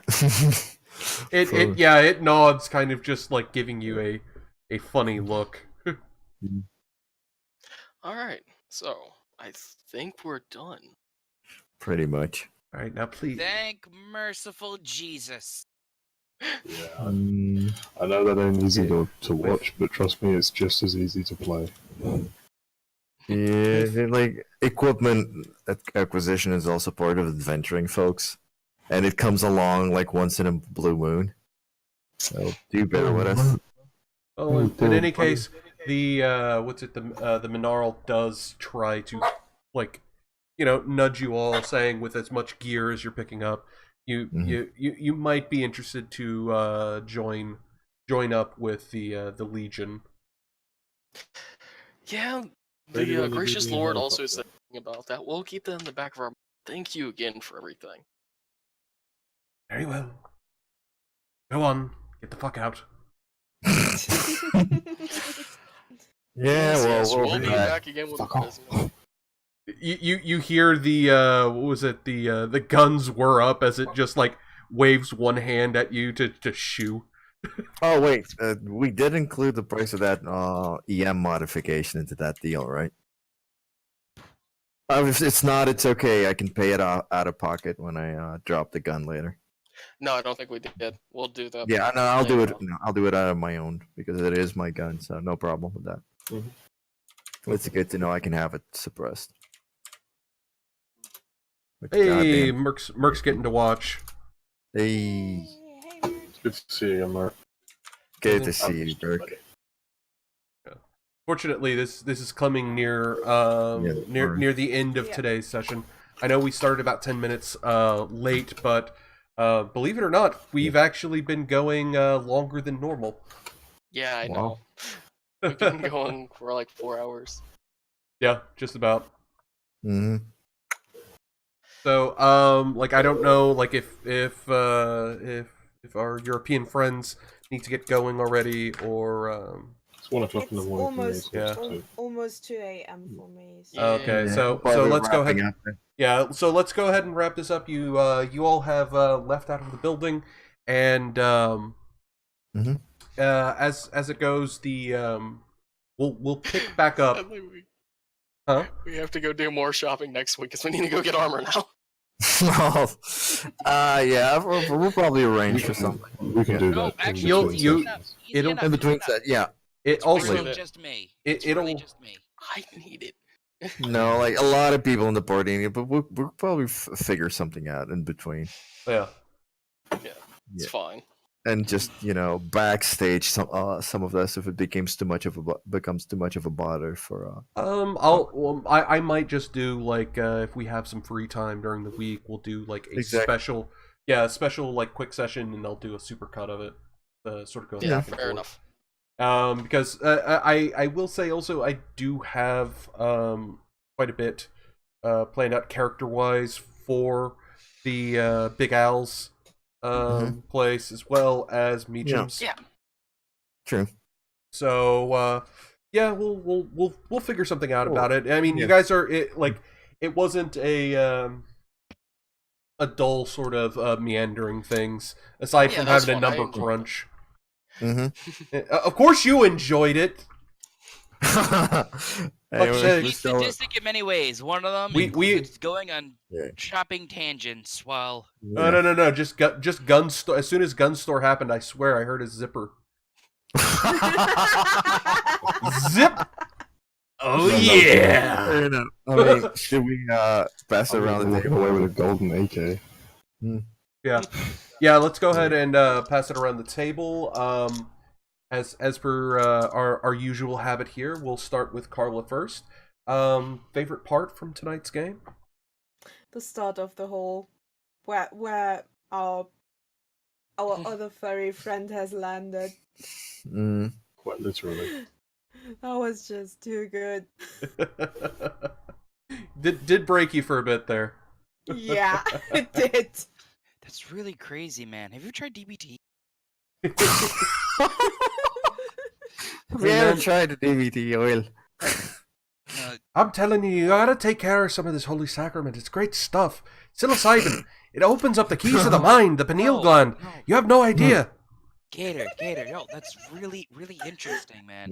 So interesting. Have you tried mushrooms? You ever tried shrooms? so that was Jamie, that was the picture of the moose. I think that's Carlito's favorite part tonight too. Yeah. Mine is my favorite item from this part is it's a double barrel thumper, and you better believe that's going to be some long range going through. It's a thumper. Well, technically, with the fact that it's a grenade launcher, it's not very long range. What you'd expect on a thing like that. Yeah. So primitive rule sets, I'm gonna guess for that. Yeah, it's gonna have a shorter for when he's using the grenade shells, it's gonna be a shorter range. But if he's using like actual like filled shot, it's gonna have different rules. It's same with our custom shotgun stuff. So yeah. But that we'll take care of that after sort of deal. Yeah. Anyways, so just that was your favorite part, being able to get the shotgun then? The shotgun grenade launcher. The grenade launcher. Should call it the double thump. I did call it the double thump. No. The icky thump. No. The icky thump. Icky thump. Yeah, if you want to rename it, because it was called the wrist breaker before. Oh god, the icky thump. I will. God, I know exactly what you're talking about. That you son of a bitch. Let me guess. You got that from your friend Jack? Maybe. You know exactly. You know exactly. Yeah. No. It's completely a reference. That's the whole deal. But anyways, so okay, moving on. Reese, how about you? I have a golden AK. I can be full Arab prince right now. Well, you can go sand surfing on the other side of town. Firing my AK off. Yeah. Gonna be a happy boy. I'm just happy that we're finally building up our armor. It's gonna take a little time, but like we've got the rifles and we've got the shotguns and grenade launchers. And I used to have a boat, and now I'm finally kind of rebuilding Wukong's life about 6 months before he's due to die from terminal being dead. Hey, you don't know that. 2 years. You don't know. Come on, dude. You may have a couple of years in him. And maybe there's some. Oh, hey! Thank you very much, Merc. That's fucking awesome of you, man. Merc donated $20. Thank you so much, dude. How about some pizza for the table? Thank you very much, man. Very much so, man. Thank you for encouraging our alcoholism. Hey, man. Thanks, buddy. It's very sweet of you. I think favorite part. I mean, purchase sessions are always dull as shit. Every single campaign, no matter the DM or the setting it's in or what you're buying, it's always dull. However, I think the build up to it was my favorite bits. You know, the fact that Carlito managed to yeet a bag of shit about half a mile. Oh god damn, I'd forgotten about that. The wind must have caught it. Yeah. It's incidentally, you guys still have no idea where that bag of shit landed. Oh fuck! To be fair, none of us even know that was the bag of shit that Carlito was putting his feet in. Yeah, exactly.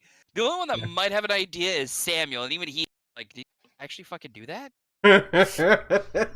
Oh no. I think you've had. I mean, like I said, shopping sessions always dull, but really good role. I really enjoyed that. I hope to. I did want to sort of like add a little bit more to the shopkeeps and stuff, because I know that like it goes. Buying shit can be kind of dull, but I wanted to have a lot of personality to it. Unless you're actually picking up the gun, I'm not very much interested in what you're buying, so it's really hard to keep focus. But yeah, I had a good time. I really enjoyed it. That's cool. All right, Sam. Well, I was just glad I was able to actually get that grenade launcher for Carlito. That was actually something I've been cooking in the background. I was actually sitting down, building diagrams of actually how to make it, and have John sit there and mill it out with files. We had to. I actually have the fucking diagram sitting on my other screen. I was going to give you later. Oh, good lord! I mean, yeah, you can bear in mind, if you guys can find parts sellers or things like that. Oh yeah, like, you guys can make anything that you want so long as you manage the skills. Oh, given what we already had, yeah, we're gonna be modding the fuck out of components for the shit we already have. We got to start with a solid base though. Yeah. I'm letting you guys go at it like Fallout. No, I sat down and actually did the entirety of the math. I figured out the pressure bearing surfaces and stuff. Oh my good lord. Yeah, it's when this gun stuff comes out. Yeah. Gun autism. Make it even worse. I actually have, for the viewers not there, I actually opened up one of my PDFs, which includes how to build a homemade 12-gauge pump-action shotgun. Oh, yes. that's like 101 for Friday. Yeah, basically. that's a Tuesday afternoon. Yeah. Blowing up on a Tuesday. Anyways, so I actually was happy with the way that I was actually pleasantly surprised with the crossbow. I had fun being able to actually do some interactions checks with my character. That's actually some of the first interaction roles I've had to throw this game. Yeah, so you got the face. Yeah, it was your first heavy duty facing. I didn't even roll anything above a 10, but sure. Well, even with that, you managed to do fairly well. With the exception of what was it? Dealing with Cinderblock. You did pretty well. Cinderblock is I can give you tough this. She's tough cookie, but it's mostly in the way that you came at her. Yeah. Numbers wise, you did fine, but with actual what was said, doesn't mesh with her. She is a lot more gruff, tough girl than yeah. Elegant I kind of princess. figured that out after that. All right, time to adjust the way I talk to her. Yeah, and I also love for the fact is that now we actually have a true ship going on. Reese and Cinderblock. Yeah. I'm waiting for that. It's just somehow we're gonna be wandering around during the party, and next thing you know, bam! In the closet is literally the Lord Regent and Reese, both wrapped up like they're a high school prom. It makes it even funnier. It's just John. Demon monkey burrito. Exactly. It's just John opens the door, then just closes it, and just said, "I saw nothing." And you just hear from the inside, "Goddamn right, you saw nothing." Lost a smile on your face now, haven't you, John? Actually, depending on how it happens and how much noise it is, just makes the party really uncomfortable. Everyone just sitting there with the most haunted look on their faces around the bar. Just trying to drink or eat. Sitting around the campfire, and nobody's talking. You just see the van just rocking violently, and I mean violently back and forth. You just see a window broken by one leg and one arm, and then you also have fucking Mute just looking right in. Licking the window. Just fogging up the window. He's not even licking it. Just paws on the fucking hood, just staring in. Dope face as fuck. Guys, you guys see a perfect opportunity for this, right? Dot question mark. I'll explain to Samuel. Okay. Yeah. Well, in any case, let's go ahead and wrap this up because I'm sure Feldy really wants to get some sleep. Yeah. All right. So John. Yeah, favorite part definitely the roleplay. This was the most roleplay intensive session so far, and I really loved it. I will say that buying equipment can be a bit dull. Anyone watching, it is unavoidably the least glamorous part of any role playing session. But yeah, we'll figure ways around that. I'm sure we got ideas. There's always a way to make something entertaining. But overall, it was definitely a blast. I loved all the interaction aspects of it. Today was really welcome and really funny. You don't have to shoot things in the face to have fun to do for roleplay folks. No. I think this proved it. I mean, I want to. I don't. But you don't have to. I don't need to. Yeah. That's about it. I'm glad you did, Evil Regal. All right. Well, that being said, from all of us here at the Deplorables, we hope that you had a great time watching. It was absolutely. One more thing. Sorry. Don't forget, we do have a Discord. So if you're new to the channel, as I know a few of you guys are, hop on down.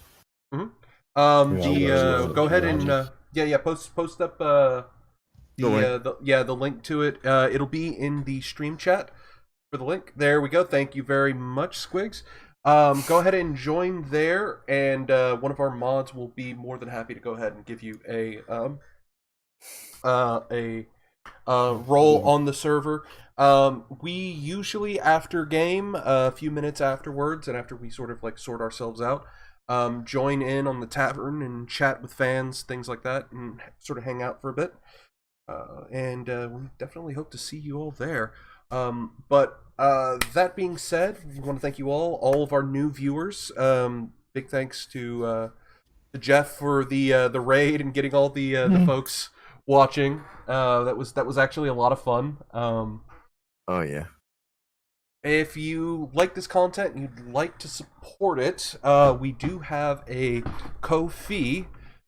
We had been using Patreon before, but Patreon's kind of been shit to me, so let me go ahead and grab my Ko-fi link, and I will drop that down in the thing as well. If Patreon is a scam. Patreon is a scam. So, just every dollar goes back into the show, keeping the lights on, allowing us to keep going with this sort of stuff. Greatly appreciated. And at the end of every show, as what you will see now, we have a little final end card, thanking all of those who make this possible. And without them, we would not be able to. So that thanks today goes out to Adam Gonzalez, Angel, Avery Hillpeak, Connor Walker, Dalthios, Hash, Professor Cherry, Sharknet, and Zygrata Rickson. And we want to thank all of you guys for giving us a chance and watching us today. So, what the fuck? In any case, I hope you all have an absolutely wonderful weekend, and we hope to see you again next week. We will be doing some small streams and stuff during the week as well, if you'd like to tune in and see some of the games that I play. Occasionally I will have some of these knuckleheads pop in and do color commentary. Off color commentary. Anyways, good night, everybody. Good night, everyone. Good night. Just remember, kids, there's no gold behind our money. God damn it. Quiet, Squigs. Down! Down! See you guys. Later. Bye-bye.